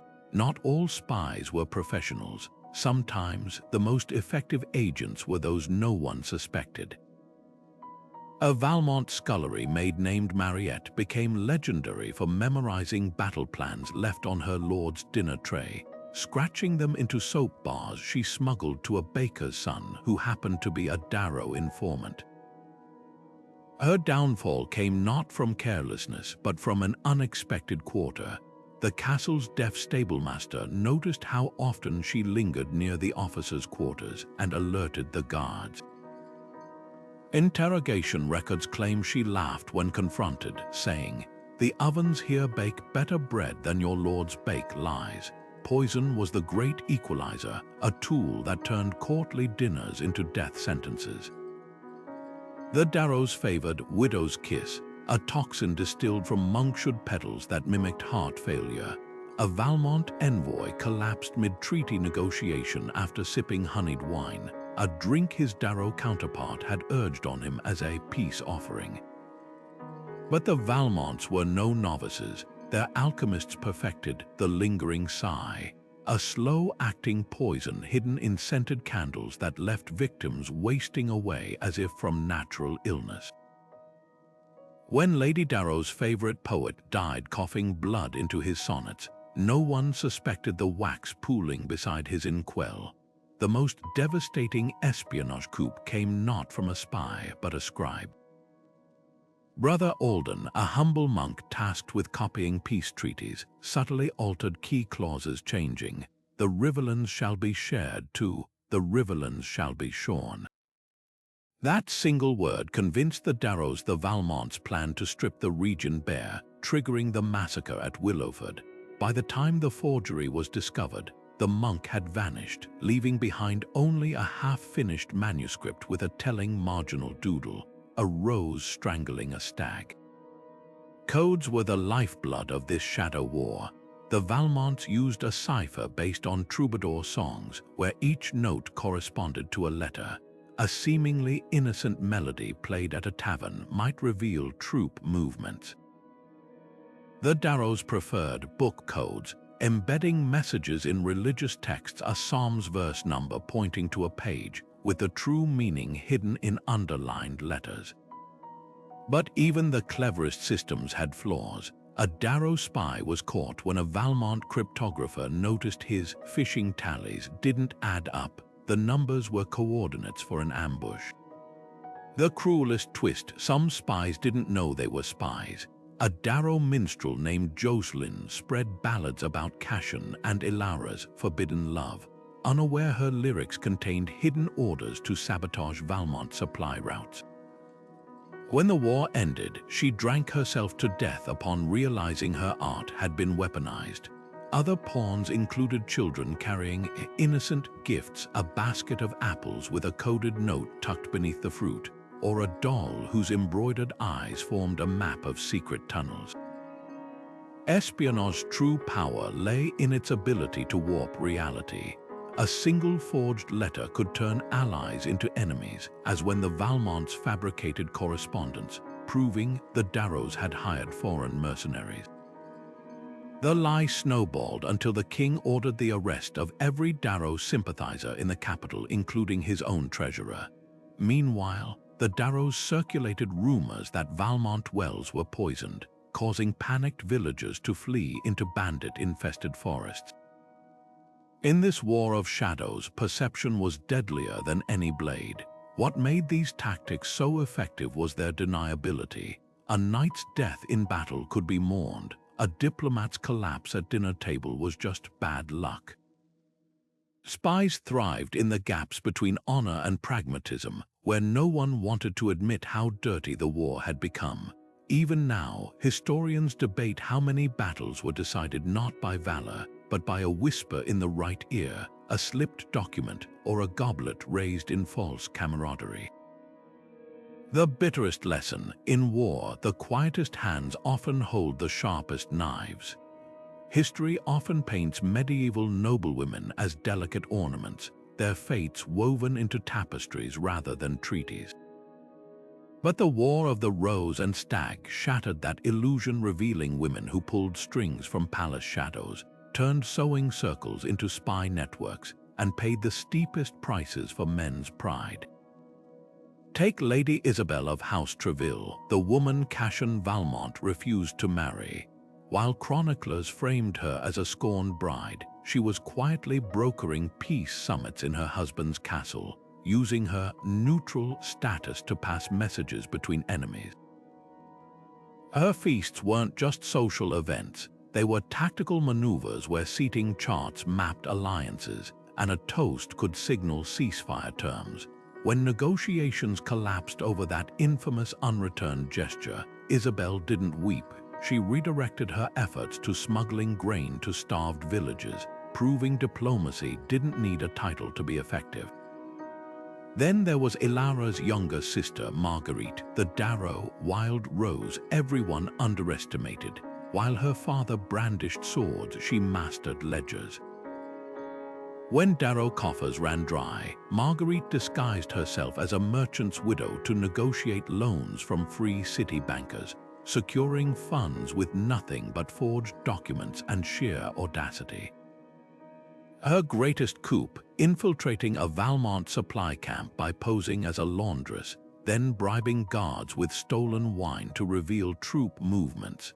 She vanished after the siege of Darrow's Teeth. Some say she joined the Ashen Brotherhood. Others claim she founded a trading empire abroad. Either way, her legacy proved women's influence didn't end at castle gates. The war's most tragic pawns were its brides. Young noblewomen like Lady Ceres of Thorn were traded between houses like currency, their weddings battlefield proxies. Married off to a Darrow cousin to seal an alliance, Ceres was caught smuggling food to Valmont prisoners. Her punishment, forced to wear her wedding gown backwards for a year as a walking symbol of betrayed vows. Yet even in humiliation, she weaponized her position, scribbling troop numbers on prayer scrolls that reached Valmont spies through sympathetic nuns. Not all heroics were covert. Dowager Valmont, Cassion's formidable grandmother, held the Riverlands together after the men marched to war. When mercenaries demanded tribute, she hosted them in the Great Hall, then had the floorboards sawed nearly through beneath their chairs.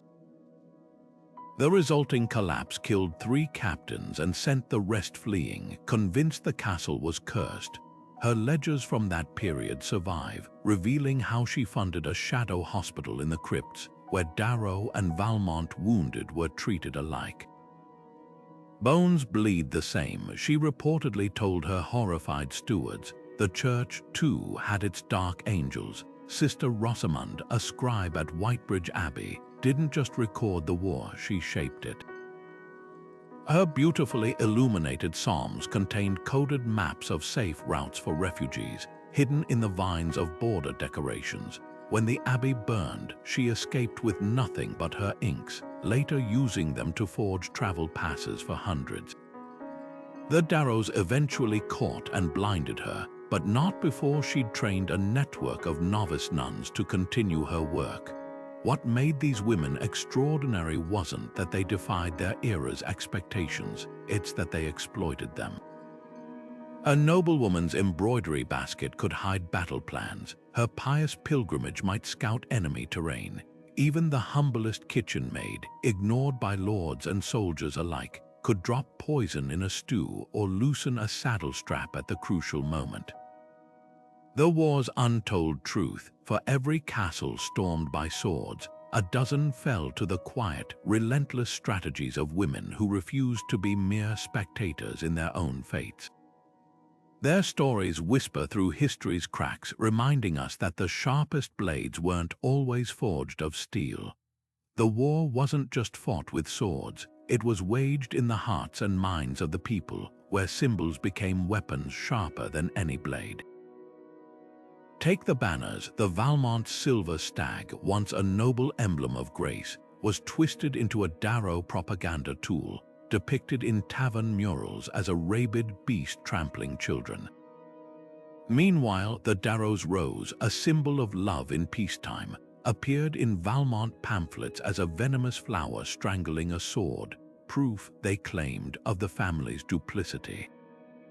These images weren't just art, they were psychological warfare, repeated until even children playing in the dirt would spit at the sight of the wrong sigil. Ballads proved even more insidious. A Valmont minstrel's catchy tune about the traitor's kiss spread like wildfire, its chorus implying Ilara had seduced Cassion as part of a Darrow plot. By midsummer, blacksmiths hammered the melody into horseshoes, and washerwomen sang it as they scrubbed blood from tunics. The Darrows retaliated with a dirge about the broken vow, its verses detailing how Cassion had defiled sacred betrothal customs. Neither song contained outright lies, just enough half-truths to make the venom stick. Soon, these melodies were hummed on both sides of the battlefield, their words stitching hatred into the fabric of daily life. Rumors became the era's most lethal projectiles. When a Valmont courier's horse stumbled and broke its leg, Darrow's spies whispered it was divine punishment for burning a shrine. By the time the tale reached the capital, it had morphed into a full-blown curse, claiming any Valmont who rode a white horse would die within a fortnight. The Valmonts played the same game, spreading tales that Darrow bread was baked with ground bones from massacred villages. These stories thrived because they fed existing fears. After years of war, people craved explanations for their suffering, even monstrous ones. Some symbols cut deeper than words. After the Harvest Massacre, a Darrow widow draped her husband's bloodied wedding cloak over the village well, where it fluttered like a gruesome banner. Valmont soldiers, rather than remove it, burned the entire well, a reaction that only cemented the cloak's power as a rallying cry. Similarly, when a Valmont commander's crown was stolen and left dangling from a gibbet, the image spread through sketches so inflammatory that recruits enlisted just to avenge the insult. These weren't mere objects, they were emotional landmines detonating rage with a single glance. The church's symbols were hijacked with particular cruelty. Darrow partisans distributed relics, actually carved animal bones claiming they came from a saint who'd cursed the Valmont line. Valmont priests retaliated by displaying a torn altar cloth they said Ilara had defiled during a secret sacrilege. Both sides knew most people couldn't read scripture, but they recognized desecration when they saw it. Even the act of prayer became politicized. Kneeling on a Valmont prayer rug could get you branded a spy in Darrow territory, while wearing a Darrow Saints medallion near Valmont forces was tantamount to suicide. What made this propaganda so effective was its simplicity. A child could understand a trampled rose or a dagger through a stag's throat. The narratives didn't need to be true, just visceral enough to override reason. By the war's end, these symbols had taken on lives of their own, outlasting the very people who'd created them. The white rose cushion once left for Ilara, once a token of love, became a weed to be uprooted. The stag he'd ridden into tournaments was now a monster in nursery rhymes. In the end, the war wasn't just fought for land or power, but for control of the stories that would define an era, proof that the pen and the paintbrush and the rumor mill could be mightier than the sword. The war didn't end with a climactic charge or a triumphant treaty signing it unraveled like a frayed rope, worn thin by the weight of its own futility. The true turning point came not from the battlefield, but from a single, unremarkable morning in the 14th year of the conflict, when a Darrow scout and a Valmont sentry found themselves sharing the same icy stream to fill their canteens. Neither raised a weapon, they simply stared at one another, their breath fogging the air before the Darrow man tossed over a strip of dried venison. "Might as well eat," he muttered. "They'll send us back to kill each other tomorrow." That quiet moment of exhaustion, repeated in 1,000 small ways across the war-torn land, signaled the tide had turned. Fury had burned itself out, leaving only ash and bone-deep weariness in its wake. The catalyst for real change came from an unlikely source. Lady Marguerite Darrow, the same sharp-witted sister Ilara had once whispered secrets to in the castle gardens. Now the last surviving heir of her house, she rode into the Valmont war camp under a banner of truce, not to surrender, but to propose the unthinkable. "Our fathers are dead," she told the Valmont council, her voice steady despite the gauntness of her face. "Our brothers are ghosts. If we fight until no one remains, who will be left to remember why we started?" Her words struck a nerve. The Valmonts, down to their last few hundred seasoned fighters, had just received news that their ancestral seat had been sacked by mercenaries who cared nothing for stag or rose. The war had stopped being about honor or even victory. It was just a grinding machine devouring everything in its path. Meanwhile, external threats loomed like storm clouds. The Kingdom of Lies, sensing weakness, massed troops along the eastern border, while mountain clans once neutral raided both sides' supply lines with impunity. A scribe's journal from that period captures the mood. We are a feast for crows, and other kingdoms have brought their own knives. Even the weather seemed to conspire against the conflict. The hardest winter in living memory froze the rivers solid, allowing enemy forces to march where natural barriers had once protected them.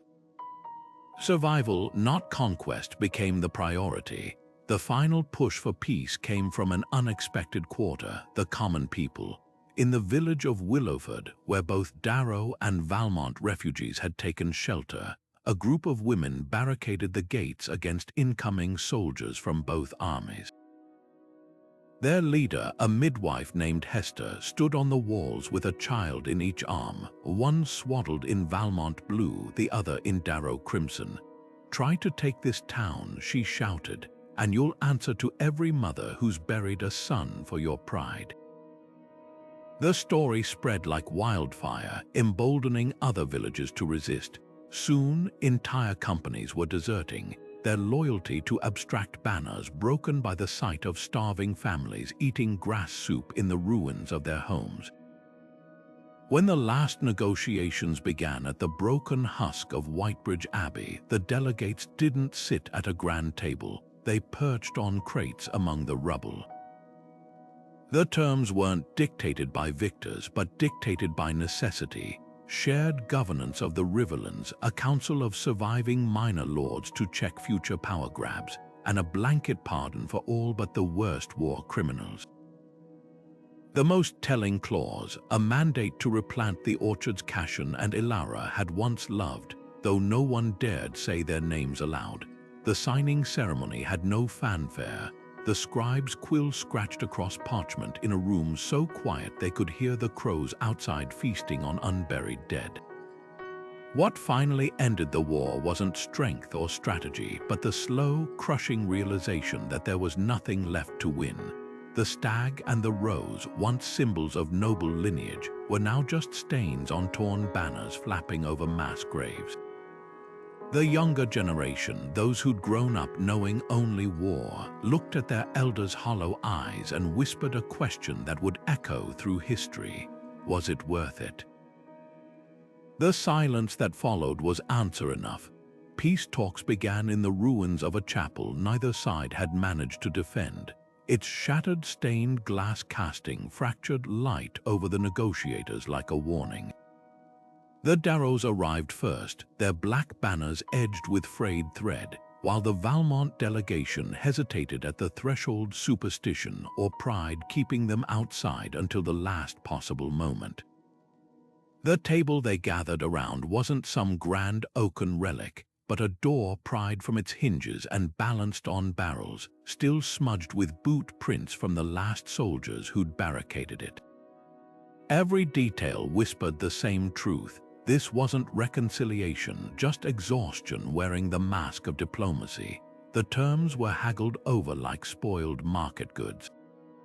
River tolls became a sticking point, not because either house needed the coin anymore, but because conceding would mean admitting their fleets were gone, sunk, or scavenged for firewood. Land disputes were resolved by drawing lines through villages that no longer existed, their names recited from maps older than the war itself. The most bitter clash came over the orchards. The Darrows demanded the right to uproot every white rose bush Cashan had planted, while the Valmonts insisted they remain as a living testament to folly. In the end, they compromised by letting the roses stay but outlawing their pruning, so thorns and deadwood would choke the blossoms into obscurity. Lingering grudges festered beneath every parchment signature. The Valmont scribe deliberately misspelled Lord Darrow's title as Baron of Ashes in the first draft, while the Darrow envoy accidentally spilled ink over the section pardoning Cashan's surviving allies. When the treaty required both houses to surrender their ancestral swords, a symbolic end to the feud, the blades delivered were replicas, the real steel hidden away in secret vaults. Even the shared feast to celebrate peace turned into a farce. The Darrows served venison from forests the Valmonts still claimed, while the Valmonts toasted with wine from vineyards the Darrows had torched. Each gesture of goodwill came barbed with old venom. What held the fragile peace together wasn't trust, but the sheer weight of mutual ruin. The scribe's final copy of the treaty included an unattributed margin note. This document binds not because it is just, but because the alternative is a pyre with no one left to burn. Villages that had once flown house banners now flew tattered grey cloth, a silent protest against both sides. The only clauses embraced without reservation were those punishing mercenaries. Both houses happily collaborated to hunt down the silver wolves, finding rare unity in vengeance against those who'd profited from their suffering. The truce's fragility was most apparent in the ceremonies meant to cement it. When a Valmont maiden and Darrow heir were wed to seal the bond, their clasped hands trembled visibly, and the bride's smile never reached her eyes. The priest pronounced them man and wife, then added under his breath, "God help you both." Even nature seemed skeptical of the peace. The first crop planted in shared fields withered from blight, and foxes carried off the doves released at the treaty signing. Yet somehow, through stubbornness more than virtue, the patchwork held not because anyone believed in it, but because no one had the strength left to tear it apart. The war had ended not with triumph, but with a collective sigh, like prisoners too tired to rattle their chains. The War of the Rose and Stag didn't just redraw maps, it rewrote destinies. Borders shifted like sand in a storm, with once proud houses reduced to footnotes in history books. The Valmonts lost their fertile riverlands to crown control, their silver stag now a relic stamped on tax documents rather than banners. The Darrows fared worse. Their iron-rich highlands were carved up by opportunistic neighbors, their black bear sigil fading into obscurity like a forgotten rumor. But the most startling transformation was in the kingdom's very structure. The war shattered the old feudal order, paving the way for a council of minor lords to dilute royal power, a system that would, centuries later, inspire the first parliamentary reforms. What began as a lover's quarrel ended as a revolution in all but name. Literature and art absorbed the war's lessons like ink into parchment. Early chroniclers framed it as a moral fable. Cashan the reckless knight, Ilara the seductress, their love a cautionary spark in a tinderbox of pride. But as generations passed, the story softened into romance. Troubadours sang of the stag and the rose entwined, transforming tragedy into aesthetic spectacle. By the Renaissance, painters depicted the couple in luminous tableaux, their faces idealized, the bloodshed reduced to a tasteful smudge of crimson in the corner. The brutal truth had been sanded down into something palatable, a decorative myth to adorn tapestries and sonnets. Only in the mountain clan's oral traditions did the unvarnished version survive, a dirge that still warns, love is honey, but duty is the knife. Modern diplomacy carries invisible scars from the conflict. The Treaty of Whitebridge's clauses, particularly its mechanisms for enforcing ceasefires, became templates for later peace accords. Scholars still debate whether its greatest innovation was shared governance of contested lands or the creation of neutral arbitrators to prevent petty slights from reigniting war. One infamous incident at a 19th-century peace conference echoes the war's futility. Two delegates nearly derailed negotiations over whose chair should be positioned half an inch closer to the fireplace. The ghost of old grudges, it seems, never fully fades. The lover's legacy is a study in contradictions. To Darrow traditionalists, Ilara remained a traitor whose weakness doomed her house. Valmont matriarchs whispered her name to wayward daughters as a warning. Yet in the villages along the contested riverbank, white roses bloomed unchecked, tended by hands that remembered no feud, only the fragile beauty that had once grown in war's shadow. Today, historians still quarrel over whether Cashen and Ilara were fools or visionaries. But perhaps the most telling tribute lies in an unmarked grave near the ruins of their meeting place, where someone long ago planted a single rosebush between two weathered headstones. No names, no sigils, just roots tangled beneath the soil, silent and stubborn as love itself. History has a way of polishing the past into something simpler and often far less true. The War of the Rose and Stag is no exception, its brutality softened by time into legends that favor drama over fact. Take the infamous Field of 1,000 Tears, where ballads claim the Valmont and Darrow dead lay so thick the grass grew red for a generation.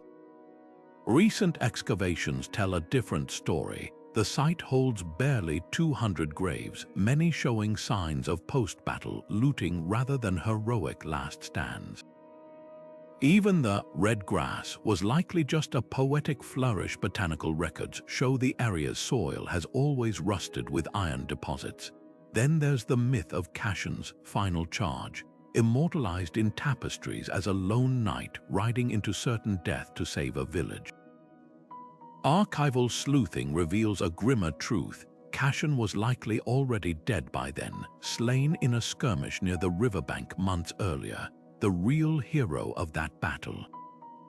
A nameless stable hand who led panicked townsfolk through a drainage ditch while the nobles were busy arguing over who'd get credit for the rescue. The story was retrofitted to Cashen because tragedy sells better than anonymity. Folklore also loves to paint Ilara as either a sorceress or a saint, depending on who's telling the tale. Darrow loyalists swore she cursed Valmont wells with a whispered spell, while Valmont bards claimed she wept silver tears that healed the wounded. Neither holds up. A recently discovered apothecary's ledger lists Ilara purchasing mundane herbs for headaches and indigestion, hardly the stuff of dark magic. As for the tears, the silver was likely just tin flakes from a locket she wore, noted by a poetic scribe and exaggerated over time. The war's most persistent fabrication is the idea that it was ever truly about love. Popular retellings frame Cashen and Ilara's romance as the spark, but court documents prove tensions had been simmering for decades over trade routes and succession laws. Their affair didn't start the fire, it was just the excuse both houses needed to finally unsheath their swords. Even the famous white roses they exchanged weren't as rare as legends claim. They were common garden varieties, their symbolism invented after the fact to sell more tragic ballads. Perhaps the most dangerous myth is the notion that the war had clear villains and victims. Both sides committed atrocities, but post-war chroniclers eager to please their patrons painted the Darrows as brutish warmongers and the Valmonts as tragic idealists. Truth, the Valmonts poisoned wells first. The Darrows burned orphanages in retaliation. The real divide wasn't between good and evil, but between those who profited from the fighting and those who died for it. Modern archaeology keeps correcting the record. Carbon-dated arrowheads prove certain heroic last stands were actually ambushes on sleeping camps. Skeletal remains show many valiant knights died from dysentery, not sword strokes. Even the war's timeline is shifting. Letters discovered in a monastery attic suggest the conflict may have started 6 months earlier than previously thought, triggered not by a lover's quarrel, but a disputed toll payment on a bridge no one remembers now. The lesson here isn't just about correcting dates or body counts, it's about questioning why we prefer pretty lies to messy truths. We want wars to have noble causes and clean endings, not decades of petty squabbles fueled by greed and pride. But history isn't a tapestry, it's a palimpsest, layer upon layer of human frailty and chance. The next time you hear a stirring tale of star-crossed lovers or battlefield glory, dig a little deeper. The truth might be less romantic, but it's always more revealing. The echoes of the War of the Rose and Stag aren't confined to dusty history books. They reverberate in modern conflicts where personal grudges masquerade as noble causes.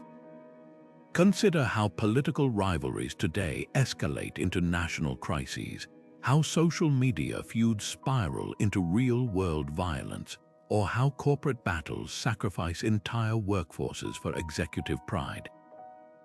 The mechanics haven't changed, only the battlefield has. When two tech giants engage in patent wars that cripple innovation, or when neighboring nations squabble over resources while their citizens starve, we're watching the same tragic play with updated costumes. The Darrows and Valmonts of our era might not wield swords, but their power to ignite chaos remains unchanged.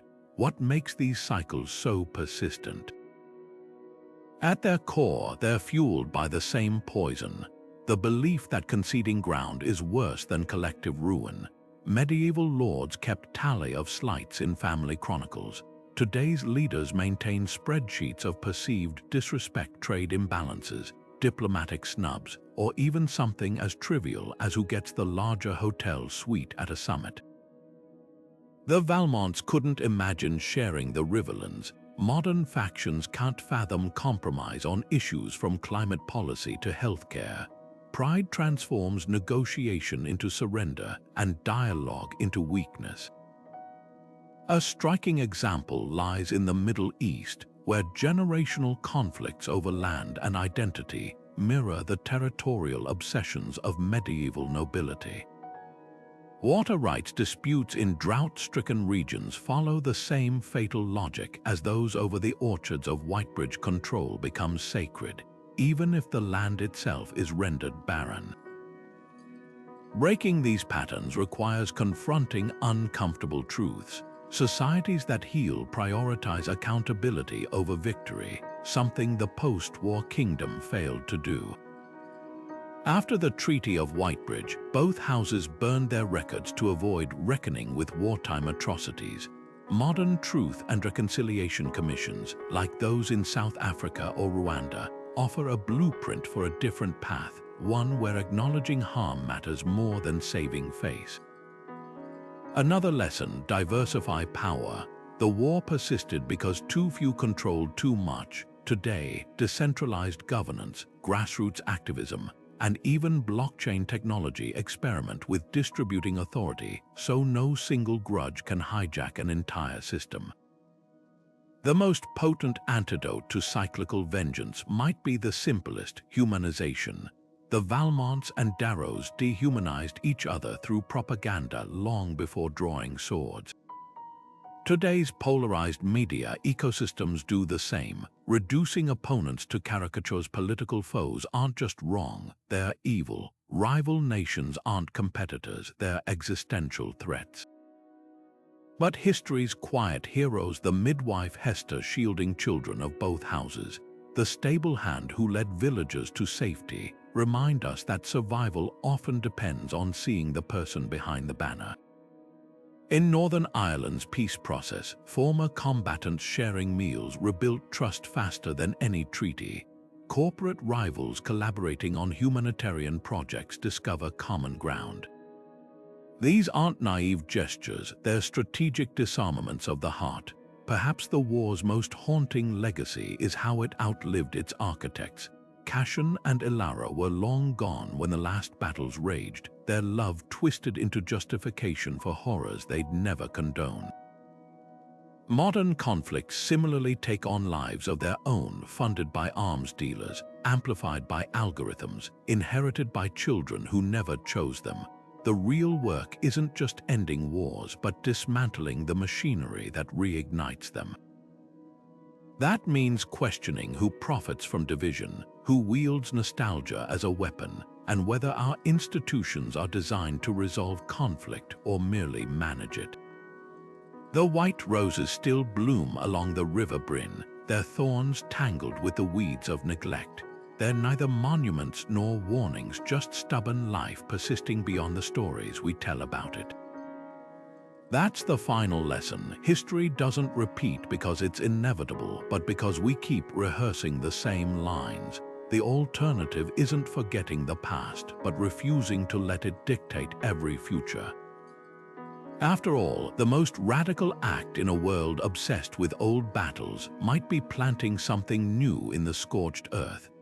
Archaeologists working the contested riverlands near Whitebridge unearthed something unexpected beneath the plow-turned soil. Not a cache of weapons or treasure, but a child's leather shoe, its stitching frayed from wear, still caked with mud from the day its owner fled. This single artifact, small enough to cradle in one hand, shattered the mythic scale of the war, grounding it in heartbreaking intimacy. Nearby, ground-penetrating radar revealed pits filled with skeletons stacked like firewood, their bones bearing the marks of hurried burials. Some clutched makeshift talismans, a carved rose, a stag-shaped button suggesting even in death, the symbols that divided them offered fragile comfort. Recent digs at Darrow's Teeth Fortress exposed darker truths beneath the official chronicles. Beneath the collapsed gatehouse, researchers found a skeleton pinned under rubble, its fingers still curled around a spoon. Scratches on the nearby walls form a crude calendar, counting days long after historians claimed the siege had ended. Even more chilling, the fortress latrines, analyzed for parasite eggs, revealed soldiers in the final weeks were eating rats and boiled leather, corroborating accounts of starvation previously dismissed as poetic exaggeration. Science has a way of vindicating the desperate. One of the most poignant discoveries came from a Valmont border outpost, where a shattered mirror was found wedged between floorboards. At first glance, it seemed insignificant until conservators pieced together graffiti scratched into its silver backing, a lover's plea in both Valmont and Darrow dialects side by side. Nearby, a pewter badge depicted a rose and stag entwined, hidden beneath a hearthstone as if to protect it. These weren't battlefield trophies, but quiet acts of defiance, proof that even amid slaughter, some refused to hate. Forensic anthropology has rewritten the war's demographic narrative. Tooth enamel analysis from mass graves shows many soldiers were adolescents, their bones not yet fully formed.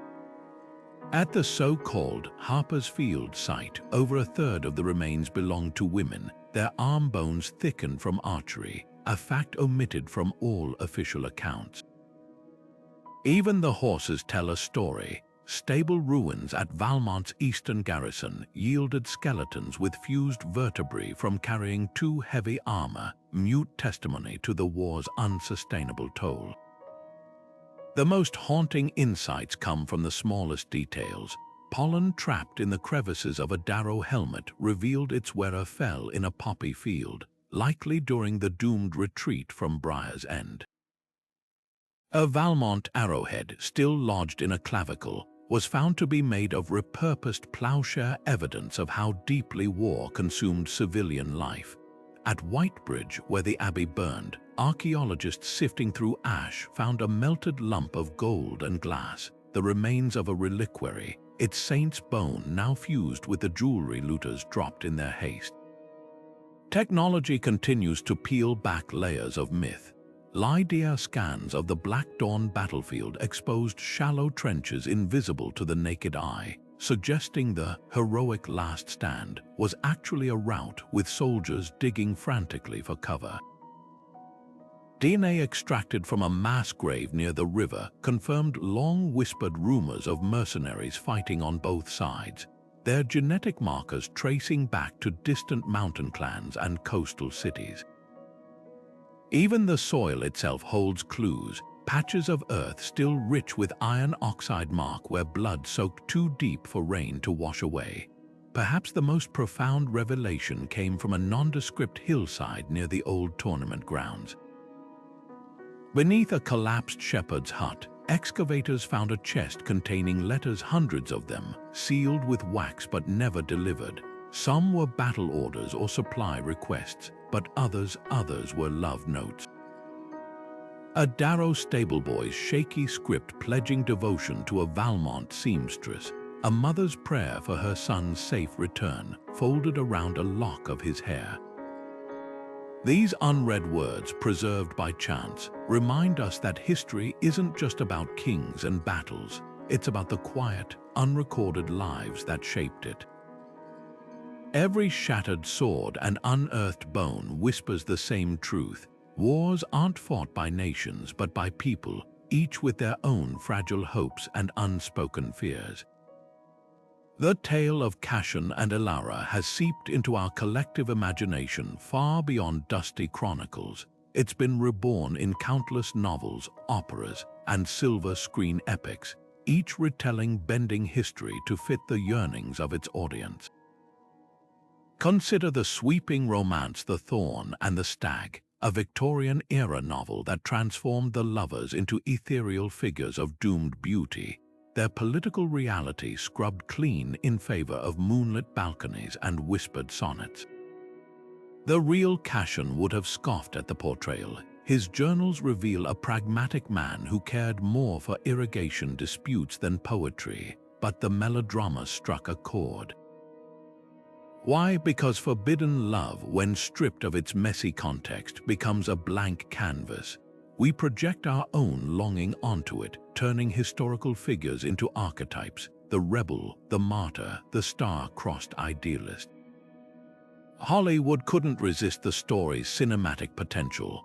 The 1956 film Crimson Vows framed the conflict as a battle between cold tradition and fiery passion, with Elara played by a luminous Ava Gardner, delivering a speech about love conquering crowns that never appeared in any actual Darrow record.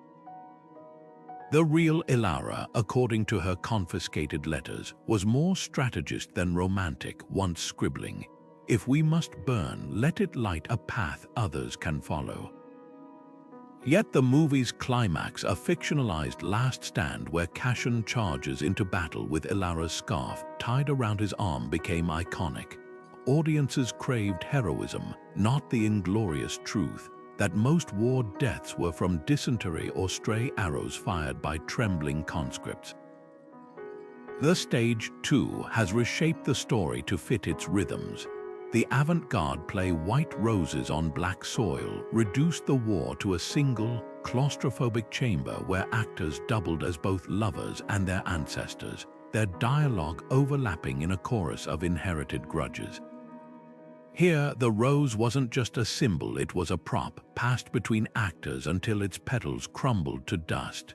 The effect was haunting, but it obscured the war's economic roots. No one mentioned the tax policies or wool tariffs that truly fueled the feud. Those don't translate well to soliloquies. What makes these adaptations so enduring isn't their accuracy, but their adaptability. The core elements, love versus duty, personal desire clashing with societal chains, are universal. In Japan, the story inspired a kabuki drama where Cashen and Elara became samurai and princess, their feud set against cherry blossoms instead of orchards. Bollywood's The River of Sighs reimagined Elara as a warrior poet, her verses sparking rebellion. Each culture grafts the tale onto its own struggles, proving that while history is local, its echoes are global. The most intriguing reinterpretations come from unexpected genres. A recent fantasy novel series cast the lovers as rival sorcerers, their magic entwined like the rose and stag, a metaphor made literal. Video games like Thrones of Ash let players choose sides with branching narratives that ask, can you rewrite the past? These versions thrive because they lean into the story's unresolved tensions. History gave us a tragedy, but fiction offers the tantalizing what if Cashen had been heir to both houses? What if Elara's sister had brokered peace sooner? Why does this story still grip us? Because forbidden love is rebellion distilled to its purest form. It's not just about two people, it's about the moment individual happiness collides with the machine of tradition and the cracks that ripple outward. The wars feel epic because they externalize that inner conflict. Every sword stroke is a choice made manifest. We watch, read, and replay these tales not to learn how it was, but to imagine how it could be. And perhaps that's the most powerful fiction of all, the hope that love, even when it loses, might still change the world. The War of the Rose and Stag stands as one of history's most devastating cautionary tales. A century of bloodshed sparked not by grand ideological clashes, but by something far more intimate, two nobles who dared to love against the tide of tradition. What began as whispered promises in moonlit orchards unraveled into a conflict that scorched the land, shattered families, and left generations to sift through the ashes. This wasn't just a feud between houses, it was the moment personal passion collided with the machinery of power, proving that even the purest emotions can become weapons in the wrong hands. The tragedy isn't merely that Cashan and Ilara's love was doomed, but that their defiance became a spark in a powder keg of pride, ambition, and long-brewing resentments. Their story forces us to confront an uncomfortable truth. The heart's choices ripple far beyond the individual, weaving into the fabric of history itself. Was their legacy one of tragedy or warning? The answer lies in how we remember them. To romanticists, they're martyrs to a world that couldn't bend, a symbol of love's power to challenge even the most unyielding systems. To pragmatists, they're a lesson in the cost of reckless idealism, a reminder that nobility isn't just about following one's heart, but weighing its consequences. Yet perhaps the most piercing perspective comes from the war's survivors. In a peasant's diary found near Whitebridge, scrawled beneath a list of the dead, is a single line: "They asked for a garden, and we reaped a wasteland." The lovers never intended destruction, but intention matters little when the fires are lit. History's darkest romances share this duality. They're both beacon and caution. Like Heloise and Abelard or Paris and Helen, Cashan and Ilara remind us that love, when entangled with power, rarely stays personal. It becomes a currency, a weapon, a rallying cry. The war's bitterest irony: the very systems they sought to transcend ended up twisting their love into a tool for perpetuating the cycle they'd hoped to break. Their names became shorthand for causes they wouldn't recognize, their private letters distorted into propaganda. In the end, the rose and the stag weren't just symbols of their bond, but of how easily beauty can be repurposed for brutality. As the poet Alaric of Lies once wrote, "Love is the kindling, but pride is the flame." The War of the Rose and Stag didn't end because hearts changed. It ended because there was simply nothing left to burn. Yet in the quiet corners of history, the unmarked graves where enemy and ally rest side by side, the rose bushes that still push through cracked fortress stones, we find glimmers of redemption. The lesson isn't that love is dangerous, but that it demands context. To ignore the world while chasing happiness is to risk setting that world ablaze.